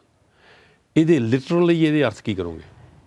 ਪਿਛਲੇ ਹਫ਼ਤੇ ਜਦੋਂ ਆਪਾਂ ਗੱਲ ਕਰਦੇ ਸੀ ਨਾ, ਉਦਮ ਕਰੇ ਭਲਕੇ ਪ੍ਰਭਾਤੀ, ਇਸ਼ਨਾਨ ਕਰੇ ਅੰਮ੍ਰਿਤਸਰ ਨਾਵੇ। ਪਹਿਲਾਂ ਗੱਲ ਰਾਮਦਾਸ ਦੀ ਕਰ ਲਈ ਹੈ। ਰਾਮਦਾਸ ਸਰੋਵਰ ਨਾਤੇ, ਰਾਮਦਾਸ ਦਾ ਸੱਸਾ ਮੁਕਤ ਹੈ, ਸਰੋਵਰ ਦੇ ਰਾਰੇ ਨੂੰ ਸਿਹਾਰੀ ਹੈ। ਗੁਰਬਾਣੀ ਵਿਆਕਰਨ ਦੇ ਮੁਤਾਬਕ ਰਾਮਦਾਸ ਬਹੁ ਵਚਨ ਹੈ ਤੇ ਸਰੋਵਰ ਦੇ ਸਿਹਾਰੀ ਲਾ ਕੇ ਸੰਬੰਧਕ ਹੈ ਸਰੋਵਰ ਵਿੱਚ। ਇਹਦਾ ਅਰਥ ਹੈ ਰਾਮ ਦੇ ਦਾਸਾਂ ਦੇ ਸਰੋਵਰ ਦੇ ਵਿੱਚ ਇਸ਼ਨਾਨ ਕਰਨਾ, ਭਾਵ ਸਾਧ ਸੰਗਤ ਦੇ ਸਰੋਵਰ ਦੇ ਵਿੱਚ ਬੈਠ ਕੇ ਦਰਸ਼ਨ ਇਸ਼ਨਾਨ ਕਰਨਾ। ਇਸ ਰਾਮਦਾਸ ਦਾ ਜਿਹੜਾ ਅਰਥ ਹੈ ਉਹ ਸਾਧ ਸੰਗਤ ਹੈ, ਬਹੁ ਵਚਨ ਹੈ। ਪਰ ਅਗਾਂਹ ਜਾ ਕੇ ਸਾਹਿਬ ਸੱਚੇ ਪਾਤਸ਼ਾਹ ਫੇਦਰ ਸਾਧ ਸੰਗ ਮਲ ਲਾਥੀ, ਉਹ ਉਸੇ ਗੱਲ ਦੀ ਪ੍ਰੋੜਤਾ ਹੈ ਕਿ ਸੰਗਤ ਦੇ ਵਿੱਚ ਬੈਠ ਕੇ ਉਸ ਵਾਹਿਗੁਰੂ ਪਰਮਾਤਮਾ ਦੇ ਨਾਮ ਦੇ ਨਾਲ ਜੁੜ ਕੇ ਅੰਦਰੋਂ ਵਿਕਾਰਾਂ ਦੀ ਜਿਹੜੀ ਮੈਲ ਹੈ ਉਹ ਦੂਰ ਹੋ ਜਾਂਦੀ ਹੈ। ਜਦੋਂ ਅਸੀਂ ਅੰਮ੍ਰਿਤਸਰ ਦੇ ਦਰਸ਼ਨ ਇਸ਼ਨਾਨ ਦੀ ਗੱਲ ਕਰਦੇ ਹਾਂ ਜੀ, ਇਹਦਾ ਇਹ ਮਤਲਬ ਨਹੀਂ, ਇਹਦਾ ਇਹ ਮਤਲਬ ਬਿਲਕੁਲ ਨਾ ਲੈ ਲਿਓ ਕੋਈ ਵੀ ਹਰਿਮੰਦਰ ਸਾਹਿਬ ਅੰਮ੍ਰਿਤਸਰ ਸਾਹਿਬ ਜਾ ਕੇ ਦਰਸ਼ਨ ਇਸ਼ਨਾਨ ਨਹੀਂ ਕਰਨੇ। ਅੰਮ੍ਰਿਤਸਰ ਸ਼ਬਦ ਧੰਨ ਸ੍ਰੀ ਗੁਰੂ ਗ੍ਰੰਥ ਸਾਹਿਬ ਦੇ ਵਿੱਚ ਉਦੋਂ ਵੀ ਆਇਆ ਹੈ ਜਦੋਂ ਹਾਲੇ ਇਹ ਅੰਮ੍ਰਿਤਸਰ ਦੀ ਨੀਂਹ ਨਹੀਂ ਰੱਖੀ ਸੀ। ਅੰਮ੍ਰਿਤਸਰ ਦੇ ਅਰਥ ਅੰਮ੍ਰਿਤ ਦਾ ਸਰੋਵਰ ਹੈ। ਸੰਤੋ ਸਾਗਰ ਪਾਰ ਉਤਰਿਆ ਦੀ ਜੋ ਤੁਸੀਂ ਗੱਲ ਕਰਦੇ ਨਾ, ਸਾਧੋ ਮਨ ਕਾ ਮਾਨ ਤਿਆਗੋ। ਹੁਣ ਇੱਥੇ ਇੱਕ ਸ਼ੰਕਾ ਪੈਦਾ ਹੁੰਦਾ ਹੈ ਵੀ ਜੇ ਮਨ ਦੇ ਵਿੱਚੋਂ ਮਾਨ ਤਿਆਗਿਆ ਹੀ ਨਹੀਂ ਅਜੇ ਤੱਕ ਤਾਂ ਅਸੀਂ ਸਾਧ ਕਿਵੇਂ ਹੋ ਗਏ? ਸਾਧ ਤਾਂ ਉਹ ਆ ਨਾ ਜਿਹਨੇ ਆਪਣਾ ਹੰਕਾਰ ਖਤਮ ਕੀਤਾ ਹੋਇਆ। ਸਾਧੋ ਮਨ ਕਾ ਮਾਨ ਤਿਆਗੋ, ਇੱਥੇ ਸਾਧੂ ਦਾ ਅਰਥ ਹੈ, ਬਹੁ ਵਚਨ ਹੈ, ਸਾਧੂ ਦਾ ਅਰਥ ਹੈ ਸਤਸੰਗੀਓ। ਇਹ ਸੰਗਤ ਵਿੱਚ ਆਉਣ ਵਾਲੇ ਸਤਸੰਗੀ ਜਨੋ, ਆਪਣੇ ਮਨ ਦਾ ਜਿਹੜਾ ਹੰਕਾਰ ਹੈ ਉਹ ਦੂਰ ਕਰ ਦਿਓ। ਇੱਥੇ ਜਦੋਂ ਅਸੀਂ ਦਰਸ਼ਨ ਇਸ਼ਨਾਨ ਦੀ ਗੱਲ ਕਰਦੇ ਹਾਂ ਅੰਮ੍ਰਿਤਸਰ ਦੀ, ਜਿਵੇਂ ਹਰਿਮੰਦਰ ਸਰੀਰ ਨੂੰ ਵੀ ਆਖਿਆ ਹੈ। ਹਰਿਮੰਦਰ ਸਾਹਿਬ ਸਾਡਾ ਸੱਚਖੰਡ ਸ੍ਰੀ ਹਰਿਮੰਦਰ ਸਾਹਿਬ ਬਹੁਤ ਹੀ ਪਵਿੱਤਰ ਸਥਾਨ ਹੈ, ਜਿੱਥੇ ਦੇ ਦਰਸ਼ਨ ਇਸ਼ਨਾਨ ਕਰਨਾ ਹਰ ਸਿੱਖ ਲੋਚਦਾ ਹੈ। ਪਰ ਉਹਦੇ ਨਾਲ ਹੀ ਹਰਿਮੰਦਰ ਸਾਡੇ ਸਰੀਰ ਨੂੰ ਵੀ ਆਖਿਆ, ਕਿਉਂਕਿ ਇਸ ਸਰੀਰ ਦੇ ਵਿੱਚ ਉਸ ਹਰੀ ਦਾ, ਉਸ ਪਰਮਾਤਮਾ ਦਾ ਨਿਵਾਸ ਹੈ। ਇਸ ਕਰਕੇ ਇਸ ਸਰੀਰ ਨੂੰ ਹਰਿਮੰਦਰ ਵੀ ਆਖਿਆ। ਇਹਨਾਂ ਦੇ ਭਾਵਾਤਮਕ ਅਰਥ ਤੇ ਜਿਹੜੇ ਅਕੈਡਮਿਕ ਅਰਥ ਹੈ ਉਹ ਵੱਖਰੇ ਵੱਖਰੇ ਹੁੰਦੇ ਆ। ਇਹਦਾ ਇਹ ਮਤਲਬ ਬਿਲਕੁਲ ਨਹੀਂ ਹੈ ਵੀ ਜੇ ਗੰਗਾ ਦੇ ਤੱਟ ਦੇ ਉੱਤੇ ਗੰਗਾ ਵਿੱਚ ਟੁੱਬੀ ਮਾਰਨ ਦੇ ਨਾਲ ਪਾਪ ਨਹੀਂ ਦੂਰ ਹੁੰਦੇ ਤੇ ਇੱਥੇ ਸਿਰਫ ਦਿਖਾਵੇ ਨਾਲ ਟੁੱਬੀ ਮਾਰਨ ਦੇ ਨਾਲ ਸਾਡੇ ਵਿਕਾਰਾਂ ਦੇ ਪਾਪ ਦੂਰ ਹੋ ਜਾਣੇ ਆ। ਉੱਥੇ ਜਾ ਕੇ ਤਾਂ ਸਾਨੂੰ ਫਾਇਦਾ ਮਿਲਣਾ ਹੈ ਜੇ ਸਾਡੇ ਮਨ ਦੇ ਵਿੱਚੋਂ ਉਹ ਜਿਹੜੀ ਦਵੈਕ ਵਾਲੀ ਭਾਵਨਾ ਹੈ ਉਹ ਖਤਮ ਹੋ ਗਈ, ਜੇ ਤਾਂ ਉਹਦੇ ਵਿੱਚੋਂ ਪ੍ਰੇਰਨਾ ਮਿਲ ਗਈ। ਗੁਰਧਾਮਾਂ ਦੇ ਦਰਸ਼ਨ ਇਸ਼ਨਾਨ, ਗੁਰਧਾਮਾਂ ਦੇ ਦਰਸ਼ਨ, ਗੁਰਧਾਮਾਂ ਦੀ ਜਾ ਕੇ ਉੱਥੇ ਮੱਥਾ ਟੇਕਣਾ ਇਸ ਕਰਕੇ ਲਾਜ਼ਮੀ ਹੈ ਕਿ ਉੱਥੋਂ ਸਾਨੂੰ ਪ੍ਰੇਰਨਾ ਮਿਲਦੀ ਆ ਆਪਣੇ ਜੀਵਨ ਨੂੰ ਪ੍ਰੈਕਟੀਕਲੀ ਅਪਲਿਫਟ ਕਰਨ ਦੀ।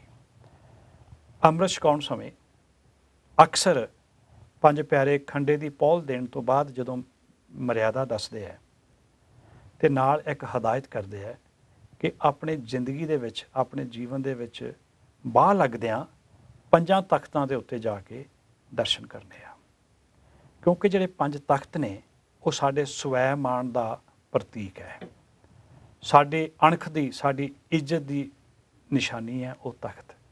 ਔਰ ਉੱਥੇ ਦਰਸ਼ਨ, ਉੱਥੇ ਮੱਥਾ ਟੇਕਣਾ, ਉੱਥੇ ਭੇਟਾਵਾਂ ਦੇਣੀਆਂ, ਉੱਥੇ ਕੜਾਹ ਪ੍ਰਸ਼ਾਦ ਦੀ ਦੇਗ ਕਰਾਉਣੀ, ਉੱਥੇ ਬੈਠ ਕੇ ਕੀਰਤਨ ਸੁਣਨਾ, ਉੱਥੇ ਬੈਠ ਕੇ ਹੋਰ ਪੰਥਕ ਕਾਰਜਾਂ ਦੀਆਂ ਸੇਵਾਵਾਂ ਦੇ ਵਿੱਚ ਹਿੱਸਾ ਪਾਉਣਾ, ਉਹ ਸਾਡੇ ਜ਼ਿੰਦਗੀ ਦਾ ਹਿੱਸਾ ਹੈ।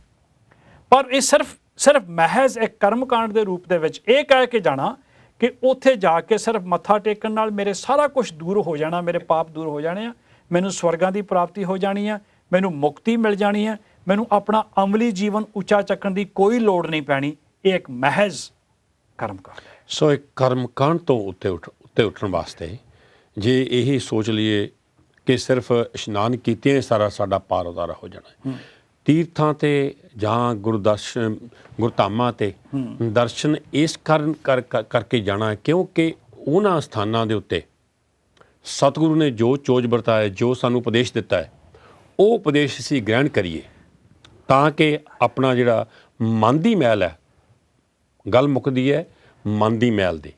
ਮਨ ਦੀ ਮੈਲ ਕਿੱਦਾਂ ਧੋਣੀ ਹੈ? ਪ੍ਰੈਕਟੀਕਲੀ ਜੀਵਨ ਨੂੰ ਉੱਚਾ ਚੱਕਣ ਵਾਸਤੇ ਉਸ ਸਥਾਨ ਤੇ ਜਾ ਕੇ ਪ੍ਰੇਰਨਾ ਲੈਣੀ ਆ, ਜੋ ਗੁਰੂ ਨੇ ਉਸ ਸਥਾਨ ਤੇ ਆਪਣੀ ਜ਼ਿੰਦਗੀ ਦੇ ਵਿੱਚ ਉਤਸ਼ਾਹ ਪੈਦਾ ਕਰਨਾ।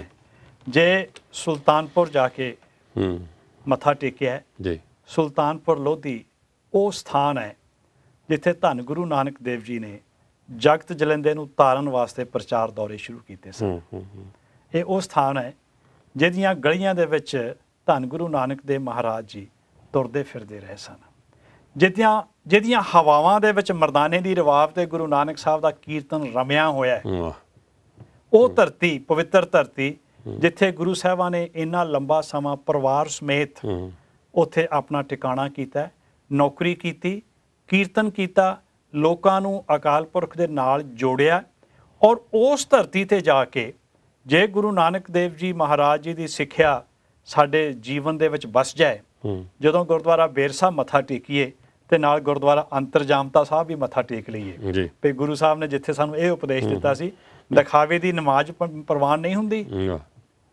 ਉਸ ਬਈ ਦੇ ਕੰਢੇ ਦੇ ਉੱਤੇ ਗੁਰਦੁਆਰਾ ਸੰਤ ਘਾਟ ਵਿਖੇ ਜਿੱਥੋਂ ਗੁਰੂ ਸਾਹਿਬ ਨੇ ਚੁੱਭੀ ਮਾਰ ਕੇ ਬਾਹਰ ਨਿਕਲੇ ਸਨ, ਉੱਥੇ ਇਹ ਵੀ ਸੁਨੇਹਾ ਦਿੱਤਾ ਸੀ ਗੁਰੂ ਸਾਹਿਬ ਨੇ, ਨਾ ਕੋ ਹਿੰਦੂ ਨਾ ਮੁਸਲਮਾਨ। ਇਹ ਸਿਰਫ ਦਿਖਾਵੇ ਦੀਆਂ ਜਿਹੜੀਆਂ ਗੱਲਾਂ, ਇਹ ਤੋਂ ਉੱਪਰ ਉੱਠਣ ਦੀ ਜੇ ਕਿਤੇ ਸੋਝੀ ਮਿਲ ਜਾਏ ਫਿਰ ਸਾਡਾ ਗਿਆ ਸਫਲ ਹੈ। ਤੇ ਅਸੀਂ ਉੱਥੇ ਜਾਣਾ ਹੀ ਇਸ ਕਰਕੇ ਹੈ ਵੀ ਸਾਨੂੰ ਉੱਥੋਂ ਸੋਝੀ ਪ੍ਰਾਪਤ ਹੋਵੇ। ਅੱਜ ਕੀ ਹੋਇਆ ਡਾਕਟਰ ਸਾਹਿਬ, ਤੁਸੀਂ ਵੀ ਵੇਖਿਆ, ਮੈਂ ਵੀ ਵੇਖਿਆ, ਹਾਲੇ ਆਪਣੇ ਤੋਂ ਵੱਡੀ ਉਮਰ ਦੇ ਗੁਰਮੁਖ ਪਿਆਰੇ ਵੀ ਹੈਗੇ ਨੇ ਜਿਨ੍ਹਾਂ ਨੇ ਆਪਣੇ ਨਾਲੋਂ ਵੀ ਜ਼ਿਆਦਾ ਵੇਖਿਆ ਹੋਣਾ। ਪਹਿਲਾਂ ਇਹ ਰਿਵਾਜ ਨਹੀਂ ਹੁੰਦਾ ਸੀ ਬਹੁਤਾ। ਜਲੰਧਰ ਸਾਡੇ ਇੱਕ ਸੰਤੋਖ ਸਿੰਘ ਹੁੰਦਾ ਸੀ ਜਥੇਦਾਰ, ਬੱਸਾਂ ਲੈ ਕੇ ਜਾਂਦਾ ਹੁੰਦਾ ਸੀ ਹਜੂਰ ਸਾਹਿਬ ਦੇ ਦਰਸ਼ਨ ਕਰਾਉਣ ਵਾਸਤੇ। ਠੀਕ ਹੈ। ਤੇ ਉਹ ਆਪਣੇ ਇਸ਼ਤਿਹਾਰ ਦੇ ਉੱਤੇ ਇੱਕ ਪੰਕਤੀ ਲਿਖਦਾ ਹੁੰਦਾ ਸੀ ਜੀ, ਤੀਰਥ ਨਹਾਈਐ ਸੁਖ ਫਲ ਪਾਈਐ ਮੈਲ ਨਾ ਲਾਗੇ ਕਾਈ। ਇਹ ਪੰਕਤੀ ਲਿਖਦਾ ਸੀ। ਠੀਕ ਹੈ।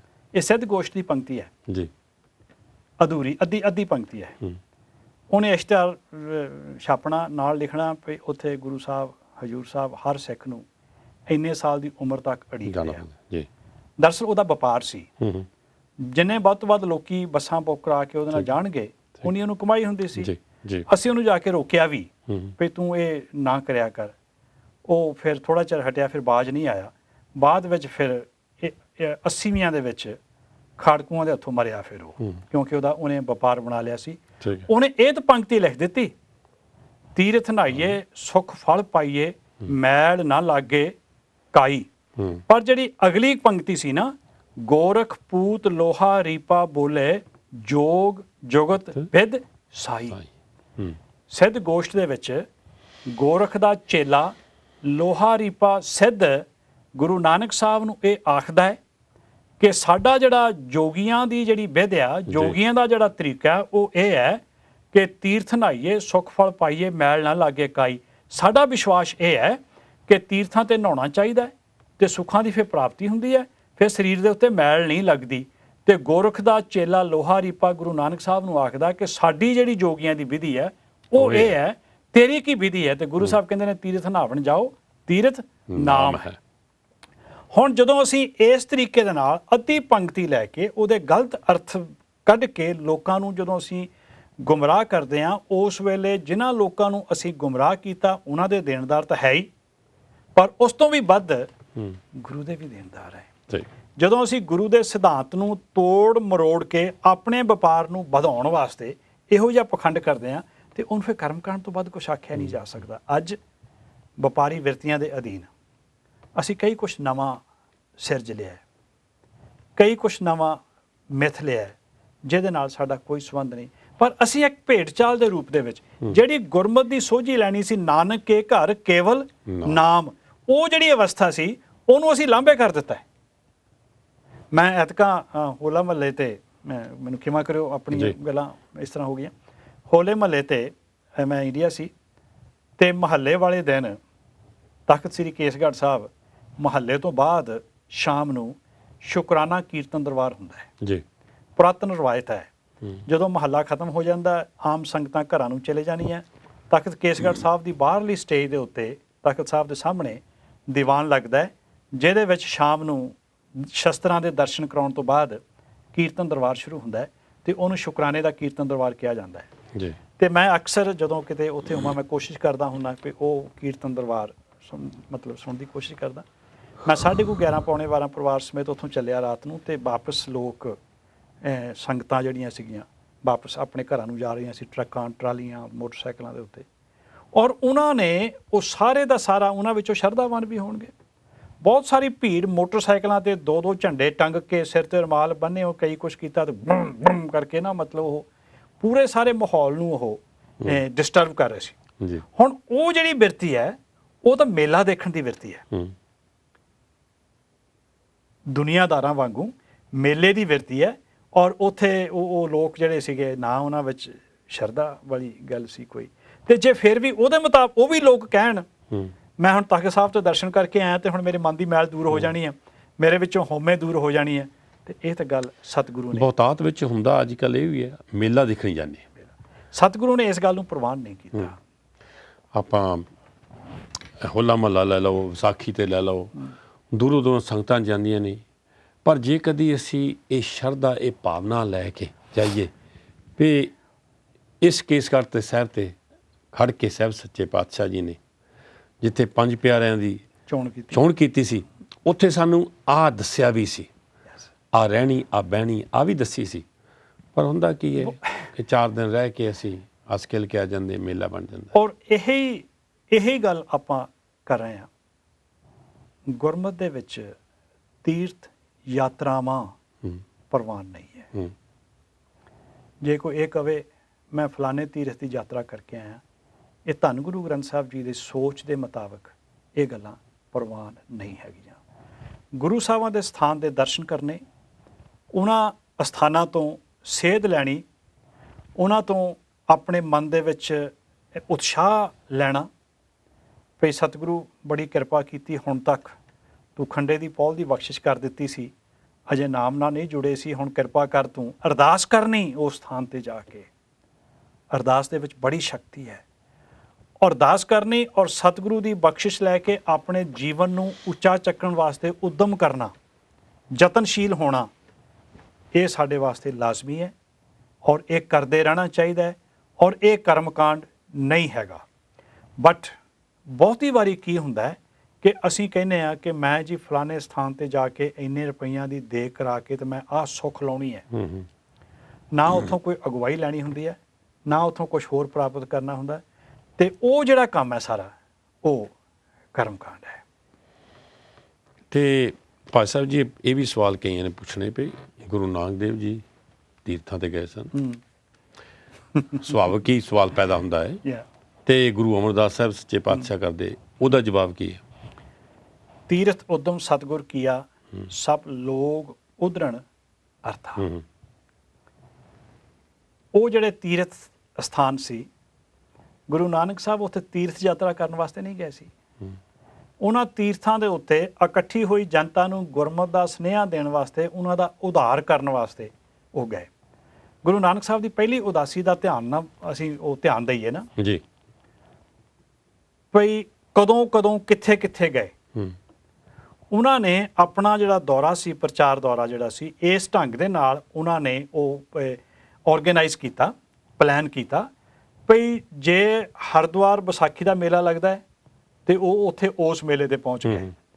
ਜੇ ਜਗਨਨਾਥਪੁਰੀ ਕੋਈ ਖਾਸ ਮੇਲਾ ਲੱਗਦਾ ਹੈ ਤੇ ਉਹ ਉਸ ਮੇਲੇ ਦੇ ਸਮੇਂ ਪਹੁੰਚੇ। ਜਦੋਂ ਜਿੱਥੇ ਵੀ ਗੁਰੂ ਨਾਨਕ ਸਾਹਿਬ ਗਏ, ਉੱਥੇ ਉਸ ਵੇਲੇ ਕੋਈ ਨਾ ਕੋਈ ਮੇਲਾ ਲੱਗਾ ਹੋਇਆ ਸੀ। ਬਹੁਤ ਵੱਡੀ ਗਿਣਤੀ ਦੇ ਵਿੱਚ ਲੋਕ ਆਏ ਹੋਏ ਸਨ ਤੇ ਧੰਨ ਗੁਰੂ ਰਾਮਦਾਸ ਜੀ ਦਾ ਬਚਨ ਹੈ ਜਿਹੜਾ ਮੈਂ ਤੁਹਾਨੂੰ ਦੱਸਿਆ, ਤੀਰਥ ਉਦਮ ਸਤਿਗੁਰ ਕੀਆ, ਸਭ ਲੋਕ ਉਧਰਣ ਅਰਥਾ। ਸਾਰੀ ਲੋਕਾਈ ਦਾ ਉਧਾਰ ਕਰਨ ਦੇ ਲਈ ਗੁਰੂ ਨਾਨਕ ਸਾਹਿਬ ਉਹਨਾਂ ਤੀਰਥਾਂ ਦੇ ਉੱਤੇ ਲੋਕਾਂ ਨੂੰ, ਇਕੱਠੇ ਹੋਏ ਲੋਕਾਂ ਦੇ ਵਿੱਚ ਅਕਾਲ ਪੁਰਖ ਦਾ ਤਾਂ ਕਿ ਵਿਸ਼ੇਸ਼ ਤੌਰ ਤੇ ਇਕੱਠੇ ਨਾ ਕਰਨੇ ਪੈਣ। ਉਹ ਇਕੱਠ ਸੁਭਾਵਿਕ ਹੀ ਹੁੰਦਾ ਸੀ। ਭਾਈ ਗੁਰਦਾਸ ਜੀ ਦਾ ਬਚਨ ਹੈ, ਬਾਬਾ ਆਇਆ ਤੀਰਥ ਹੈ, ਤੀਰਥ ਪੁਰਬ ਸਭੇ ਫਿਰ ਦੇਖੇ, ਕਲਯੁਗ ਧੰਦੂ ਘਾਰ ਹੈ, ਭਰਮ ਭੁਲਾਈ ਬਹੁ ਬਿਦ ਭੇਖੈ। ਮਤਲਬ ਭਈ ਬਹੁਤ ਸਾਰਾ ਭਰਮ ਪਿਆ ਹੋਇਆ ਕਲਯੁਗ ਦੇ ਸਮੇਂ ਦੇ ਵਿੱਚ ਜੀ, ਭੁਲੇਖਿਆਂ ਦਾ ਸ਼ਿਕਾਰ ਹੋਇਆ ਸੰਸਾਰ, ਤੇ ਉਹਨਾਂ ਭੁਲੇਖਿਆਂ ਨੂੰ ਦੂਰ ਕਰਨ ਵਾਸਤੇ ਸਤਿਗੁਰੂ ਨੇ ਉਹਨਾਂ ਸਮਿਆਂ ਤੇ ਉੱਥੇ ਜਾ ਕੇ ਉਹਨਾਂ ਦਾ ਪਾਰ ਉਤਾਰਾ ਕੀਤਾ। ਜਿਹੜੀ ਗੁਰੂ ਰਾਮਦਾਸ ਜੀ ਦੀ ਪੰਕਤੀ ਸੀ ਨਾ, ਤੀਰਥ ਉਦਮ ਸਤਿਗੁਰ ਕੀਆ, ਸਭ ਲੋਕ ਉਧਰਣ ਅਰਥਾ, ਇਹ ਇਤਿਹਾਸਕ ਹਵਾਲਾ ਹੈ। ਜਿਸ ਵੇਲੇ ਗੁਰੂ ਅਮਰਦਾਸ ਜੀ ਨੇ ਅਕਬਰ ਪਾਸੋਂ ਹਿੰਦੂਆਂ ਦਾ ਤੀਰਥ ਯਾਤਰਾ ਦਾ ਟੈਕਸ ਜਿਹੜਾ ਸੀ ਉਹ ਮਾਫ ਕਰਵਾ ਦਿੱਤਾ, ਖਤਮ ਕਰਵਾ ਦਿੱਤਾ, ਅਕਬਰ ਨੇ ਬੰਦ ਕਰਤਾ। ਪਰ ਜਿੱਥੇ ਉਹ ਟੈਕਸ ਲੱਗਦਾ, ਜਿੱਥੇ ਮਸੂਲੀਆ ਬੈਠਾ ਹੁੰਦਾ ਸੀ ਨਾ, ਤੇ ਉਹਨਾਂ ਨੇ ਬੰਦ ਨਹੀਂ ਕੀਤਾ ਸੀ, ਉਹ ਲੈਂਦੇ ਸੀ। ਸਤਿਗੁਰੂ ਨੂੰ ਗੋਇੰਦਵਾਲ ਸਾਹਿਬ ਪਤਾ ਲੱਗਾ ਵੀ ਉਹ ਅਕਬਰ ਦਾ ਹੁਕਮ ਵੀ ਹੋ ਗਿਆ, ਉਸ ਦੇ ਬਾਵਜੂਦ ਵੀ ਉਹਨਾਂ ਨੇ ਟੈਕਸ ਲੈਣਾ ਬੰਦ ਨਹੀਂ ਕੀਤਾ। ਤੇ ਗੁਰੂ ਅਮਰਦਾਸ ਜੀ ਆਪਣੇ ਸਿੱਖਾਂ ਨੂੰ ਨਾਲ ਲੈ ਕੇ ਹਰਿਦੁਆਰ ਗਏ ਗੰਗਾ ਦੇ ਉੱਤੇ ਜੀ। ਤੇ ਉੱਥੇ ਜਦੋਂ ਗਏ, ਉਹਨਾਂ ਨੇ ਕਿਹਾ ਵੀ ਅਸੀਂ ਹਿੰਦੂ ਨਹੀਂ, ਅਸੀਂ ਸਿੱਖ ਨਹੀਂ, ਅਸੀਂ ਸਿੱਖ ਹਾਂ, ਅਸੀਂ ਹਿੰਦੂ ਨਹੀਂ, ਸਾਡੇ ਤੇ ਟੈਕਸ ਨਹੀਂ ਲੱਗਦਾ। ਉਹ ਟਕਾ ਟੈਕਸ ਹੁੰਦਾ ਸੀ, ਉਹ ਟੈਕਸ ਨਹੀਂ ਲੱਗਾ ਉਸ ਵੇਲੇ। ਤੇ ਉਹਨਾਂ ਦੇ ਨਾਲ ਜੇ ਪੂਰਾ ਸ਼ਬਦ ਪੜ੍ਹੀਏ ਨਾ, ਤੇ ਉਹਦੇ ਵਿੱਚ ਪੂਰਾ ਹਵਾਲਾ ਹੈ, ਧੰਨ ਗੁਰੂ ਰਾਮਦਾਸ ਜੀ ਦਾ ਸ਼ਬਦ ਹੈ, ਸਾਰਾ ਹਵਾਲਾ ਹੈ। ਉਹਦੇ ਨਾਲ ਸਿੱਖਾਂ ਦੇ ਨਾਲ ਬਹੁਤ ਸਾਰੇ ਜਿਹੜੇ ਗੈਰ ਸਿੱਖ ਸੀ, ਹਿੰਦੂ ਸੀ, ਜਿਨ੍ਹਾਂ ਨੇ ਟੈਕਸ ਦੇਣਾ ਸੀ, ਉਹ ਵੀ ਲੰਘ ਗਏ। ਉਹ ਫਿਰ ਟੈਕਸ ਵਾਲੀ ਜਿਹੜੀ ਹਿੰਦੂਆਂ ਦੇ ਯਾਤਰਾ ਟੈਕਸ ਸੀਗਾ, ਉਹਨੂੰ ਇੱਕ ਕਿਸਮ ਦਾ ਪ੍ਰੈਕਟੀਕਲੀ ਤੋੜਨ ਵਾਸਤੇ ਗੁਰੂ ਅਮਰਦਾਸ ਜੀ ਆਪਣੇ ਸਿੱਖਾਂ ਸੇਵਕਾਂ ਨੂੰ ਨਾਲ ਲੈ ਕੇ ਗਏ। ਇਹਦਾ ਮਤਲਬ ਇਹ ਨਹੀਂ ਕਿ ਉਹ ਇੱਕ ਸ਼ਰਧਾ ਲੈ ਕੇ ਉੱਥੇ ਗੰਗਾ ਤੇ ਇਸ਼ਨਾਨ ਕਰਨ ਵਾਸਤੇ ਗਏ। ਗੰਗਾ ਤੇ ਜਾਣਾ, ਗੰਗਾ ਤੇ ਇਸ਼ਨਾਨ ਕਰਨਾ ਕੋਈ ਪਾਪ ਨਹੀਂ ਹੈ, ਪਰ ਉਹਦੇ ਵਿੱਚੋਂ ਇਹ ਵਿਸ਼ਵਾਸ ਲੈ ਕੇ ਜਾਣਾ ਕਿ ਹੁਣ ਮੈਂ 68 ਤੀਰਥਾਂ ਦਾ ਇਸ਼ਨਾਨ ਕਰ ਲਿਆ, ਹੁਣ ਮੈਨੂੰ ਸਭ ਕੁਝ ਹੀ ਪ੍ਰਾਪਤ, ਮੇਰੇ ਅੰਦਰ ਦੀ ਜਿਹੜੀ ਵਿਕਾਰਾਂ ਦੀ ਮੈਲ ਹੈ ਉਹ ਦੂਰ ਹੋ ਗਈ। ਮੈਂ ਜ਼ਿਕਰ ਕੀਤਾ ਸੀ ਪਹਿਲਾਂ ਸੁਲਤਾਨਪੁਰ ਲੋਧੀ ਦਾ, ਮੈਨੂੰ ਇਹ ਘਟਨਾ ਯਾਦ ਆਉਂਦੀ ਸੀ, ਮੇਰੇ ਧਿਆਨ 'ਚ ਆ ਗਈ ਜਦੋਂ ਤੁਸੀਂ ਗੱਲ ਕਰਦੇ ਸੀ। ਸਾਡੀ ਸਿਸਟਰ ਸੀ ਸੁਲਤਾਨਪੁਰ ਲੋਧੀ, ਵਿਆਹੀ ਹੋਈ, ਤੇ ਅਸੀਂ ਅਕਸਰ ਜਦੋਂ ਵੀ ਸਮਾਂ ਬਣਨਾ ਤੇ ਉਹਨਾਂ ਨੂੰ ਮਿਲਣ ਵਾਸਤੇ ਜਾਣਾ, ਤੇ ਸ਼ਾਮ ਨੂੰ ਬੇਰ ਸਾਹਿਬ ਗੁਰਦੁਆਰੇ ਮੱਥਾ ਟੇਕਣ ਵਾਸਤੇ ਜਾਣਾ। ਇੱਕ ਦਿਨ ਸ਼ਾਮ ਨੂੰ ਅਸੀਂ ਮੱਥਾ ਟੇਕ ਕੇ ਬਾਹਰ ਨਿਕਲੇ, ਤੇ ਇੱਕ ਬੀਬੀ ਨੇ, ਛੋਟਾ ਜਿਹਾ ਬੱਚਾ ਉਹਦੇ ਕੋਲ, ਮੇਰਾ ਖਿਆਲ 5-6 ਸਾਲ ਦਾ ਹੋਣਾ, ਉਹ ਮੱਥਾ ਟੇਕ ਕੇ ਬਾਹਰ ਨਿਕਲ ਰਿਹਾ ਸੀ, ਅਸੀਂ ਅੰਦਰ ਜਾ ਰਹੇ ਸੀ। ਤੇ ਉਹ ਬੀਬੀ ਉਹ ਮੁੰਡੇ ਨੂੰ ਪੁੱਛਦੀ ਹੈ ਵੀ ਪੁੱਤਰਾ ਕੀ ਮੰਗਿਆ ਬਾਬੇ ਨਾਨਕ ਤੋਂ? ਉਹ ਕਹਿੰਦਾ ਮੈਂ ਤਾਂ ਪਤਾਸਾ ਲੈ ਕੇ ਆ ਗਿਆ, ਐਗਜ਼ੈਕਟ ਵਰਡ ਉਹਦੇ। ਬੀਬੀ ਨੇ 2 ਚਪੇੜਾਂ ਮਾਰੀਆਂ ਉਹਦੇ, ਪੌੜੀਆਂ 'ਚ ਉਤਰ ਰਹੇ ਸੀ। ਤੈਨੂੰ ਆਖਿਆ ਸੀ ਨਾ ਤੂੰ ਬਾਬੇ ਕੋਲ ਟਰੈਕਟਰ ਮੰਗਣਾ ਹੈ, ਮੱਝ ਮੰਗਣੀ ਹੈ, ਤੇ ਉਹ ਮੋਹਰੋਂ ਕਹਿੰਦਾ ਵੀ ਤੂੰ ਮੰਗ ਲੈਂਦੀ। ਉਹ ਕਹਿੰਦੀ ਨਹੀਂ, ਤੈਨੂੰ ਨਹੀਂ ਪਤਾ, ਬਾਬਾ ਨਿਆਣਿਆਂ ਦੀ ਗੱਲ ਛੇਤੀ ਸੁਣਦਾ, ਚੱਲ।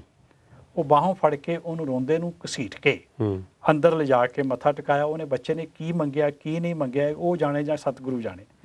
ਇਹ ਜਿਹੜੀ ਬਿਰਤੀ ਆ ਨਾ, ਇਹ ਬਿਰਤੀ ਪਤਾ ਨਹੀਂ ਇਹਨੂੰ ਅਸੀਂ ਕੀ ਕਵਾਂਗੇ।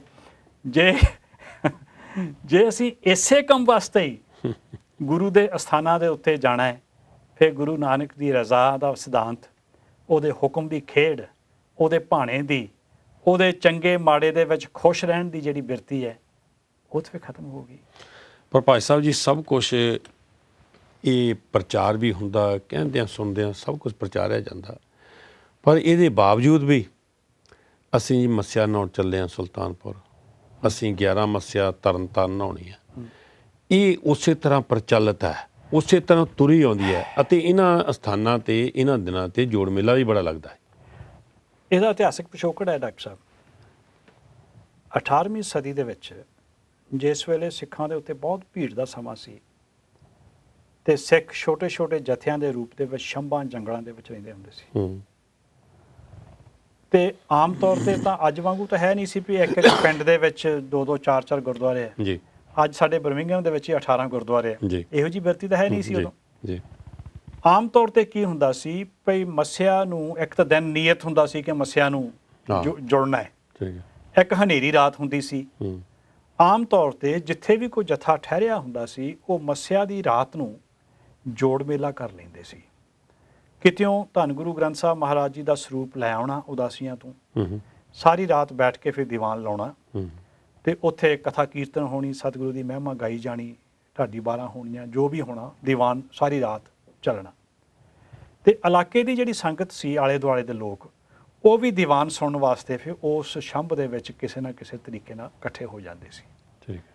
ਫਿਰ ਹੁੰਦਾ ਸੀ ਵੀ ਜੰਗਲਾਂ ਵਿੱਚ ਰਹਿਣ ਵਾਲੇ, ਕਿਉਂਕਿ ਆਖਰਕਾਰ ਸੀ ਤੋਂ ਸਿੱਖ ਵੀ ਜਿਹੜੇ ਸੀ ਪਰਿਵਾਰਾਂ ਚੋਂ ਗਏ ਸੀ, ਉਹਨਾਂ ਦਾ ਹੀ ਪਰਿਵਾਰ ਸੀ ਨਾ, ਉਹ ਖਾਣ ਪੀਣ ਨੂੰ ਤਾਂ ਮਿਲਦਾ ਨਹੀਂ ਸੀ। ਫਿਰ ਹੁੰਦਾ ਸੀਗਾ ਵੀ ਚਲੋ ਹੁਣ ਉੱਥੇ ਜਾਣਾ ਹੈ ਤੇ ਕੋਈ ਨਾ ਕੋਈ ਚੰਗੀ ਚੀਜ਼ ਲੰਗਰ ਵਗੈਰਾ ਬਣਾ ਕੇ ਲੈ ਕੇ ਜਾਇਆ ਜਾਏ। ਤੇ ਆਮ ਤੌਰ ਤੇ ਜਾਣਾ ਬਾਹਰ ਹੈ, ਦੁੱਧ ਜਿਹੜਾ ਉਹ ਰਿੜਕਿਆ ਨਹੀਂ ਜਾਣਾ ਤੇ ਦੁੱਧ ਦੀ ਖੀਰ ਬਣਾ ਲਓ ਤੇ ਦੁੱਧ ਨਾਲ ਲੈ ਲਓ। ਤੇ ਤੁਸੀਂ ਵੇਖਿਆ ਹੋਣਾ ਜਦੋਂ ਤੁਸੀਂ ਮੱਸਿਆ ਨਹਾਉਣ ਦੀ ਗੱਲ ਕਰਦੇ ਹੋ ਤੇ ਆਮ ਤੌਰ ਤੇ ਮੱਸਿਆ ਨੂੰ ਖੀਰ ਚੜ੍ਹਦੀ ਹੈ ਤੇ ਖੀਰ ਬਣਾ ਕੇ ਲੈ ਜਾਣੀ ਤੇ ਖੀਰ ਉੱਥੇ ਲੰਗਰ ਵਿੱਚ ਵਰਤੀ ਜਾਣੀ। ਤੇ ਉਹਦੇ ਨਾਲ ਕੀ ਹੁੰਦਾ ਸੀ, ਉਹ ਦਿਨ ਨੀਅਤ ਸੀ ਮੱਸਿਆ ਦਾ, ਹਨੇਰੀ ਰਾਤ ਹੈ, ਮੁਗਲ ਫੌਜਾਂ ਨੂੰ ਪਤਾ ਨਹੀਂ ਉਹਨਾਂ ਗੱਲਾਂ ਦਾ, ਉਹਨਾਂ ਨੇ ਉੱਥੇ ਦੀਵਾਨ ਲਾ ਕੇ ਜੋੜ ਮੇਲਾ ਲੈਣਾ। ਜਦੋਂ ਸਮਾਂ ਬਦਲਿਆ, ਹਾਲਤ ਸੁਖਾਵੇਂ ਹੋਏ, ਉਸੇ ਜੋੜ ਮੇਲੇ ਦੀ ਜਿਹੜੀ ਰਵਾਇਤ ਸੀ ਉਹ ਗੁਰੂ ਘਰਾਂ ਤੇ ਇਤਿਹਾਸਕ ਸਥਾਨਾਂ ਤੇ ਜੁੜਨੀ ਸ਼ੁਰੂ ਹੋ ਗਈ। ਔਰ ਉਸੇ ਤਰ੍ਹਾਂ ਹੀ ਸੰਗਤ ਨੇ 14ਵੀਂ ਵਾਲੇ ਦਿਨ ਮੱਸਿਆ ਤੋਂ ਇੱਕ ਦਿਨ ਪਹਿਲਾਂ ਸ਼ਾਮ ਨੂੰ ਉੱਥੇ ਚਲੇ ਜਾਣਾ, ਸਾਰਾ ਦਿਨ ਸਾਰੀ ਰਾਤ ਜੋੜ ਮੇਲਾ ਹੋਣਾ, ਲੰਗਰ ਪਾਣੀ ਲੈ ਕੇ ਜਾਣਾ ਕੋਲੋਂ, ਕੋਈ ਦੁੱਧ ਲੈ ਕੇ ਜਾ ਰਿਹਾ, ਕੋਈ ਖੀਰ ਲੈ ਕੇ ਜਾ ਰਿਹਾ, ਕੋਈ ਕੁਝ ਲੈ ਕੇ ਜਾ ਰਿਹਾ। ਉੱਥੇ ਬੈਠ ਕੇ ਕਥਾ ਕੀਰਤਨ ਸੁਣ ਕੇ ਦੀਵਾਨ 'ਚ ਹਾਜ਼ਰੀ ਭਰ ਕੇ ਮੱਥਾ ਟੇਕ ਕੇ ਸਵੇਰ ਨੂੰ ਵਾਪਸ ਆ ਕੇ ਆਪਣੇ ਕੰਮਾਂ ਕਾਰਾਂ ਦੇ ਵਿੱਚ ਰੁੱਝ ਜਾਣਾ ਜੀ। ਇਹਦੇ ਵਿੱਚ ਕੋਈ ਮਾੜੀ ਗੱਲ ਨਹੀਂ, ਇਹ ਜੋੜ ਮੇਲੇ ਨੇ ਸਾਡੇ ਜੀ। ਗੁਰੂ ਸਾਹਿਬਾਂ ਨੇ ਆਪਣੇ ਸਮੇਂ ਦੇ ਵਿੱਚ, ਆਪਣੀ ਜ਼ਿੰਦਗੀ ਦੇ ਵਿੱਚ ਹੀ ਸਾਡੇ ਵਾਸਤੇ ਜੋੜ ਮੇਲੇ ਨੀਅਤ ਕਰ ਦਿੱਤੇ ਸਨ। ਧੰਨ ਗੁਰੂ ਅਮਰਦਾਸ ਜੀ ਦੇ ਵੇਲੇ ਵਿਸਾਖੀ ਤੇ ਦੀਵਾਲੀ ਦੇ 2 ਜੋੜ ਮੇਲੇ ਜਿਹੜੇ ਆ ਉਹ ਨੀਅਤ ਕਰ ਦਿੱਤੇ ਸੀ ਹਰ ਸਾਲ, ਜਿਹੜੇ ਅੱਜ ਤੱਕ ਚੱਲਦੇ ਨੇ ਜੀ। ਔਰ ਇਸੇ ਤਰ੍ਹਾਂ ਉਹ ਜਿਹੜੇ ਜੋੜ ਮੇਲੇ ਸੀ ਉੱਥੇ ਜਾਣਾ, ਸੰਗਤ ਦੇ ਵਿੱਚ ਬੈਠਣਾ, ਕਥਾ ਕੀਰਤਨ ਸੁਣਨੀ, ਗੁਰ ਇਤਿਹਾਸ ਨਾਲ ਜੁੜਨਾ, ਲੰਗਰ ਪਾਣੀ ਛਕਣਾ ਛਕਾਉਣਾ। ਜੋੜ ਮੇਲੇ, ਗੁਰਮਤਿ ਜੋੜ ਮੇਲੇ ਦੇ ਤੁਸੀਂ ਮੇਲੇ ਦੀ ਗੱਲ ਕੀਤੀ ਨਾ, ਲੋਕੀ ਮਨਾਉਂਦੇ ਮੇਲਾ, ਮੇਲੇ ਚੱਲੇ ਆ ਜੀ ਤੇ ਸਿੱਖ ਜਿਹੜਾ ਉਹ ਜੋੜ ਮੇਲੇ ਜਾਂਦਾ ਹੈ। ਜੋੜ ਮੇਲੇ ਦਾ ਮਤਲਬ ਹੈ ਇੱਕ ਐਸਾ ਇਕੱਠ ਜਿੱਥੇ ਵਾਹਿਗੁਰੂ ਪਰਮਾਤਮਾ ਦੇ ਨਾਲ ਨੇੜਤਾ ਪੈਦਾ ਹੁੰਦੀ ਹੈ, ਉਹਦੇ ਨਾਲ ਜੁੜਨ ਦਾ ਉਪਾਅ, ਜੁੜਨ ਦਾ ਉਪਰਾਲਾ ਹੁੰਦਾ। ਉਹ ਜਿਹੜੇ ਜੋੜ ਮੇਲੇ ਆ ਉਹ ਅੱਜ ਵੀ ਇਤਿਹਾਸਕ ਥਾਵਾਂ ਦੇ ਉੱਤੇ ਹੁੰਦੇ ਆ, ਉਹ ਯੋਗ ਨੇ। ਪਰ ਜੇ ਉਹਦੇ ਨਾਲ ਜਿਹੜੀ ਤੁਸੀਂ ਗੱਲ ਕੀਤੀ ਸਿਰਫ ਉਹ ਕਰਮਕਾਂਡੀ ਵਿਰਤੀ ਬਣ ਕੇ ਰਹਿ ਜਾਏ ਵੀ ਮੈਂ 11 ਮੱਸਿਆ ਨਹਾਉਣਾ ਹੈ, ਮੈਂ ਐਸੇ ਲੋਕੀ ਵੀ ਵੇਖੇ ਆ, ਉਹ ਜਾਂਦੇ ਆ, ਮੱਥਾ ਵੀ ਨਹੀਂ ਟੇਕਦੇ, ਇੰਨਾ ਟਾਈਮ ਨਹੀਂ, ਕਿਉਂਕਿ ਭੀੜ ਬਹੁਤ ਆ, ਕਹਿੰਦੇ ਇੱਥੇ ਮੱਥਾ ਟੇਕਣ ਨੂੰ 3 ਘੰਟੇ ਲੱਗ ਜਾਂਦੇ ਆ। ਉਹ ਜਾ ਕੇ ਜਿਹੜਾ ਵੀ ਉੱਥੇ ਲੋਕਲ ਸਰੋਵਰ ਚੁੱਭੀ ਮਾਰੀ ਤੇ ਬਾਹਰੋਂ ਮੱਥਾ ਟੇਕ ਕੇ ਫਟਾਫਟ ਦੌੜਨ ਦੀ ਕਰਦੇ ਆ, ਮੈਂ ਮੱਸਿਆ ਨਹਾ ਲਈ ਜੀ। ਉਹ ਜਿਹੜੀ ਤੁਸੀਂ ਗੱਲ ਕੀਤੀ ਸੀ ਨਾ, ਇੱਕ ਪੌਲ ਇੱਥੇ ਨਹਾਤਿਆਂ 2 ਭੌ ਚੜ੍ਹ ਗਈ ਹੋਰ, ਆਪਣੇ ਵੱਲੋਂ ਤਾਂ ਚੰਗੇ ਕੰਮ ਕਰਨ ਵਾਸਤੇ ਗਏ ਸੀ, ਪਰ ਹੋਇਆ ਕੀ ਕਿ ਉੱਥੋਂ ਆਪਣੇ ਮਨ ਦੇ ਵਿੱਚ ਆਪਣੀ ਹੰਕਾਰ ਵਧਾ ਕੇ ਮੈਂ ਜੀ ਉੱਥੇ 11 ਮੱਸਿਆ ਨਹਾਤੀਆਂ ਸੀ, ਮੈਂ ਉੱਥੇ ਆਹ ਕੀਤਾ ਸੀ, ਮੈਂ ਆਹ ਕੀਤਾ ਸੀ, ਉਹਦੇ ਬਦਲੇ 'ਚ ਪ੍ਰਾਪਤੀ ਦੀਆਂ ਆਸਾਂ ਰੱਖਣੀਆਂ, ਉਹ ਸਾਰੇ ਦੀਆਂ ਸਾਰੀਆਂ ਜਿਹੜੀਆਂ ਗੱਲਾਂ ਉਹ ਗੁਰਮਤਿ ਸਿਧਾਂਤ ਤੋਂ ਉਲਟ ਹੈ। ਧੰਨ ਗੁਰੂ ਗੋਬਿੰਦ ਸਿੰਘ ਮਹਾਰਾਜ ਦਾ ਸਵਈਆ ਹੈ ਜੀ। ਤੀਰਥ ਦਾਨ ਦਇਆ, ਤੀਰਥ ਨਾਨ ਦਇਆ ਦਮ ਦਾਨ, ਸੋ ਚੇਤਾ ਭੁੱਲ ਗਿਆ, ਮੈਨੂੰ ਯਾਦ ਆ ਲੈਣ ਦਿਓ ਹੈ। ਤੀਰਥ ਨਾਨ ਦਇਆ ਦਮ ਦਾਨ, ਸੋ ਸੰਜਮ ਨੇਮ ਅਨੇਕ ਵਸੇਖ ਹੈ। ਵੇਦ ਪ੍ਰਾਨ ਕੁਤੇਬ ਕੁਰਾਨ ਜ਼ਮੀਨ ਜਵਾਨ ਸੁਭਾਨ ਕੇ ਪੇਖੇ, ਪੌਣ ਆਹਾਰ ਜਤੀ ਜਾ ਧਾਰ ਸਭ ਹਜ਼ਾਰ ਕ ਵੇਖੇ। ਸ੍ਰੀਪਤ ਸ੍ਰੀ ਭਗਵਾਨ ਭਜੇ ਵਨ ਏਕ ਰਤੀ ਵਨ, ਏਕ ਰਤੀ ਕੇ। ਸ੍ਰੀ ਭਗਵਾਨ ਭਜੇ ਬਿਨ ਭੂਪਤ। ਹਾਂ, ਸੌਰੀ, ਹਾਂ, ਸ੍ਰੀ ਭਗਵਾਨ ਭਜੇ ਬਿਨ ਭੂਪਤ, ਏਕ ਰਤੀ ਬਿਨ ਏਕ ਰਤੀ ਕੇ। ਜਿੰਨੇ ਮਰਜੀ ਤੀਰਥ ਨਾਨ ਦਇਆ ਦਮਦਾਨ ਸੋ ਸੰਜਮ ਨੇਮ ਅਨੇਕ ਬਸੇਖੈ। ਯਸ, ਜਿੰਨੇ ਮਰਜੀ ਤੀਰਥਾਂ ਤੇ ਨਹਾ ਲਈਏ ਅਸੀਂ, ਜਿੰਨੇ ਮਰਜੀ ਨੇਮ ਕਰ ਲਈਏ, ਜਿੰਨੇ ਮਰਜੀ ਹੋਰ ਕਰਮ ਧਰਮ ਪਖੰਡ ਕਰ ਲਈਏ, ਉਸ ਵਾਹਿਗੁਰੂ ਪਰਮਾਤਮਾ ਦੀ ਭਗਤੀ ਤੋਂ ਬਗੈਰ ਸ੍ਰੀ ਭਗਵਾਨ ਭਜੇ ਬਿਨ ਏਕ ਰਤੀ ਬਿਨ ਏਕ ਨ ਲਿਖੈ। ਉਹ ਜਿਹੜਾ ਇੱਕ ਰਤੀ ਭਾਰੀ ਉਹਦੀ ਪ੍ਰਾਪਤੀ ਹੈ।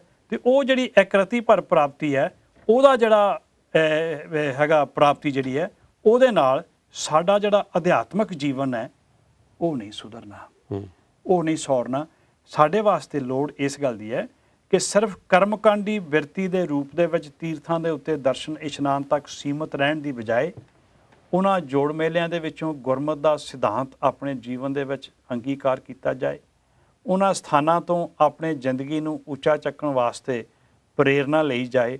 ਉੱਥੇ ਸਤਿਗੁਰੂ ਦੇ ਚਰਨਾਂ 'ਚ ਅਰਦਾਸ ਕਰਕੇ ਆਪਣੇ ਮਨ ਦੇ ਵਿਕਾਰਾਂ ਨੂੰ ਦੂਰ ਕਰਨ ਵਾਸਤੇ ਯਤਨਸ਼ੀਲ ਹੋਇਆ ਜਾਏ। ਉਹ ਤਾਂ ਠੀਕ ਹੈ, ਉਹ ਤਾਂ ਸਾਨੂੰ ਕਰਨਾ ਚਾਹੀਦਾ ਹੈ। ਪਰ ਜੇ ਇਹ ਭਾਵਨਾ ਲੈ ਕੇ ਜਾਣੀ ਹੈ ਕਿ ਇੰਨੀਆਂ ਮੱਸਿਆ ਨਹਾ ਲਈਆਂ ਮੈਂ, ਫਲਾਣੇ ਥਾਂ ਫਲਾਣੇ ਵਿਧੀ ਦੇ ਨਾਲ ਮੈਂ ਇੰਨੀ ਵਾਰੀ ਨਹਾ ਆਇਆ ਤੇ ਹੁਣ ਮੈਨੂੰ ਆਹ ਪ੍ਰਾਪਤ ਹੋ ਜਾਣਾ, ਇਹ ਤਾਂ ਭਾਈ ਗੁਰਮਤਿ ਨਹੀਂ ਹੈ।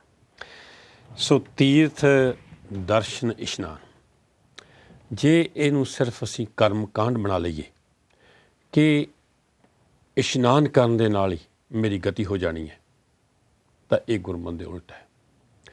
ਗੁਰਸਿੱਖ ਨੇ ਤੀਰਥਾਂ ਦੇ ਗੁਰਧਾਮਾਂ ਦੇ ਦਰਸ਼ਨ ਕਰਨੇ ਨੇ, ਇਸ਼ਨਾਨ ਵੀ ਕਰਨੇ ਨੇ, ਪਰ ਉੱਥੋਂ ਇਹ ਭਾਵਨਾ ਲੈ ਕੇ ਆਉਣੀ ਹੈ ਕਿ ਗੁਰੂ ਸਾਹਿਬ ਨੇ ਜੋ ਸਾਨੂੰ ਉਪਦੇਸ਼ ਦਿੱਤਾ ਉਹ ਉਪਦੇਸ਼ ਦੇ ਉੱਤੇ ਚੱਲਣ ਵਾਸਤੇ, ਜਿਸ ਤਰ੍ਹਾਂ ਭਾਈ ਸਾਹਿਬ ਨੇ ਆਖਿਆ ਜੋੜ ਮੇਲੇ ਮੱਸਿਆ ਦੇ ਜੋੜ ਮੇਲੇ, ਜੋੜ ਮੇਲਿਆਂ 'ਤੇ ਵੀ ਜਾਣਾ, ਸਭ ਕੁਝ ਕਰਨਾ ਹੈ, ਪਰ ਕਰਮ ਕਾਂਡ ਤੋਂ ਬਚ ਕੇ ਗੁਰਮਤਿ ਦੇ ਦਾਇਰੇ ਵਿੱਚ ਆ ਕੇ ਆਪਣਾ ਜੀਵਨ ਉਹਨਾਂ ਉਪਦੇਸ਼ਾਂ 'ਤੇ ਢਾਲਣਾ ਹੈ। ਇਹ ਮਤ ਸਮਝਣਾ ਕਿ ਅਸੀਂ ਤੀਰਥਾਂ ਦੇ ਦਰਸ਼ਨਾਂ ਦੇ ਇਸ਼ਨਾਨਾਂ ਦੇ ਖਿਲਾਫ ਬੋਲਿਆ, ਨਹੀਂ, ਕਰਮ ਕਾਂਡ ਦੇ ਖਿਲਾਫ। ਜੇ ਸਿਰਫ ਅਸੀਂ ਸੋਚੀਏ ਕਿ ਇਸ਼ਨਾਨ ਕਰਨ ਦੇ ਨਾਲ ਹੀ ਸਾਡੀ ਗਤੀ ਹੋ ਜਾਣੀ ਹੈ, ਤਾਂ ਸਤਿਗੁਰੂ ਕਹਿੰਦੇ ਨਹੀਂ, ਕਰਮ ਕਾਂਡ ਦੇ ਨਾਲ ਨਹੀਂ। ਇਹ ਤਾਂ ਸਾਨੂੰ ਸਾਹਿਬ ਸੱਚੇ ਪਾਤਸ਼ਾਹ ਜੀ ਜੋ ਉਪਦੇਸ਼ ਦਿੰਦੇ ਨੇ, ਜਿੱਦਾਂ ਸ਼ੁਰੂ ਕੀਤਾ ਸੀ ਕਿ ਤੀਰਥ ਨਾਵਣ ਜਾਓ ਤੀਰਥ ਨਾਮ ਹੈ, ਤੀਰਥ ਸ਼ਬਦ ਵਿਚਾਰ ਅੰਤਰ ਗਿਆਨ ਹੈ। ਉਹ ਸ਼ਬਦ ਦੀ ਵਿਚਾਰ ਕਰਕੇ ਫਿਰ ਭਾਵੇਂ ਘਰ ਬੈਠ ਕੇ ਇਹ ਵਿਚਾਰ ਕਰ ਲਓ, ਫਿਰ ਤੀਰਥ ਤੇ ਜਾਣ ਦੀ ਲੋੜ ਇਸ ਗੱਲ ਦੀ ਆ, ਸੁਣਿਆ ਮੰਨਿਆ ਮਨ ਕੀਤਾ ਭਾਓ, ਅੰਤਰਗਤ ਤੀਰਥ ਮਲ ਨਾਓ। ਬਸ ਇਸ ਗੱਲ ਨਾਲ ਜੁੜਨ ਦੀ ਲੋੜ, ਸੁਣ ਕੇ ਮੰਨ ਕੇ ਭਾਓ ਪ੍ਰੇਮ ਪਿਆਰ ਕਰਨਾ ਕਰਕੇ ਤੇ ਆਪਣੇ ਅੰਦਰ ਉਹ ਗੁਣ ਪੈਦਾ ਕਰਨੇ ਜਿਹੜੇ ਗੁਰੂ ਨੇ ਸਾਨੂੰ ਧਾਰਨ ਕਰਨ ਵਾਸਤੇ ਤਾਕੀਦ ਕੀਤੀ ਹੈ। ਸੋ ਤੀਰਥ ਦਰਸ਼ਨ ਇਸ਼ਨਾਨ ਦਾ ਇਹ ਪ੍ਰੋਗਰਾਮ ਮੈਂ ਬੇਨਤੀ ਕਰ ਦੇਵਾਂ, ਖਾਸ ਕਰਕੇ ਕਈ ਵਾਰੀ ਸੁਣਨ ਵਾਲੇ ਜਿਹੜੀ ਕਿ ਛੋਟੇ ਤਲ 'ਤੇ ਜਿਹਦੇ ਦੂਏ ਪਾਸੇ ਲੈ ਆ ਕੀ ਜੀ ਇਹ ਇਹਨਾਂ ਨੇ ਪਖੰਡ ਜਿਹਾ ਸ਼ੁਰੂ ਕਰ ਲਿਆ, ਜੋ ਰੀਤਾਂ ਚੱਲੀ ਆਉਂਦੀਆਂ ਉਹਨਾਂ ਨੂੰ ਖੰਡਨ ਕਰਦੇ ਨਹੀਂ। ਅਸੀਂ ਇਹ ਪ੍ਰੋਗਰਾਮ ਸ਼ੁਰੂ ਕੀਤਾ ਸੀ ਗੁਰਮਤਿ ਇਹਨਾਂ ਬਾਰੇ ਕੀ ਕਹਿੰਦੀ ਹੈ। ਵਾਰ-ਵਾਰ ਮੈਂ ਬੇਨਤੀ ਕਰਦਾ, ਗੁਰਬਾਣੀ ਗੁਰਮਤਿ ਆ ਜੋ ਰਹੁ ਰੀਤਾਂ ਆਪਾਂ ਕਰਦੇ ਨੇ, ਜੋ ਵੀ ਕਰਦੇ ਹਾਂ, ਇਹਨਾਂ ਵਾਸਤੇ ਗੁਰਬਾਣੀ ਕੀ ਕਹਿੰਦੀ ਹੈ, ਉਹਨਾਂ 'ਤੇ ਆਪਾਂ ਜੀਵਨ ਢਾਲਣਾ ਹੈ। ਅਤੇ ਤੀਰਥ ਦਰਸ਼ਨ ਇਸ਼ਨਾਨ ਬਾਰੇ ਗੁਰਮਤਿ ਕੀ ਹੈ, ਉਹ ਅੱਜ ਤੁਹਾਨੂੰ ਭਾਈ ਸਾਹਿਬ ਨੇ ਦੱਸਿਆ। ਹਾਂਜੀ, ਪਿਛਲੇ ਹਫ਼ਤੇ ਦੇ ਪ੍ਰੋਗਰਾਮ ਤੋਂ ਬਾਅਦ ਡਾਕਟਰ ਸਾਹਿਬ ਬਹੁਤ ਸਾਰੀਆਂ ਈਮੇਲਾਂ ਆਈਆਂ ਜੀ। ਮੈਂ ਹੈਰਾਨ ਹੁੰਦਾ ਕਈ ਵਾਰ ਵੀ ਸਤਿਗੁਰੂ ਦੀ ਕਿੰਨੀ ਬਖਸ਼ਿਸ਼ ਹੈ ਸੰਗਤ ਦੇ ਵਿੱਚ, ਜਾਂ ਸਿੱਖ ਚੈਨਲ ਨੂੰ ਵੇਖਣ ਵਾਲੇ ਕਿੰਨੇ ਸਿਆਣੇ ਲੋਕ ਨੇ ਜੀ, ਜਿਨ੍ਹਾਂ ਨੇ ਬਹੁਤ ਅੱਛੇ ਕਮੈਂਟਸ ਕੀਤੇ, ਬਹੁਤ ਅੱਛਾ ਪ੍ਰੋਗਰਾਮ ਦੀ ਉਹਨਾਂ ਨੇ ਸਲਾਹਨਾ ਵੀ ਕੀਤੀ, ਆਪਣੇ ਵੀ ਖਿਆਲ ਦਿੱਤੇ। ਉਹਨਾਂ ਵਿੱਚੋਂ ਬਹੁਤ ਸਾਰਿਆਂ ਨੂੰ ਮੈਂ ਰਿਪਲਾਈ ਭੇਜ ਦਿੱਤੀ ਹੈ ਜੀ, ਮੈਂ ਐਕਨੋਲੇਜ ਕਰ ਦਿੱਤਾ ਉਹਨਾਂ ਨੂੰ। ਜੇ ਕਿਸੇ ਦੇ ਰਹਿ ਗਿਆ ਹੋਵੇ ਤਾਂ ਮੈਨੂੰ ਖਿਮਾ ਕਰ ਦਿਓ। ਹੁਣ ਫਿਰ ਤੁਹਾਡੀਆਂ ਈਮੇਲਾਂ ਦੀ ਉਡੀਕ ਰਹੇਗੀ, ਉਹੀ ਈਮੇਲ ਜਿਹੜੀ ਤੁਸੀਂ ਅੱਗੇ ਜਾਣਦੇ ਹੋ asm@sikhchannel.tv, ਉਹ ਈਮੇਲ ਸਾਡੇ ਤੱਕ ਪਹੁੰਚ ਜਾਏਗੀ।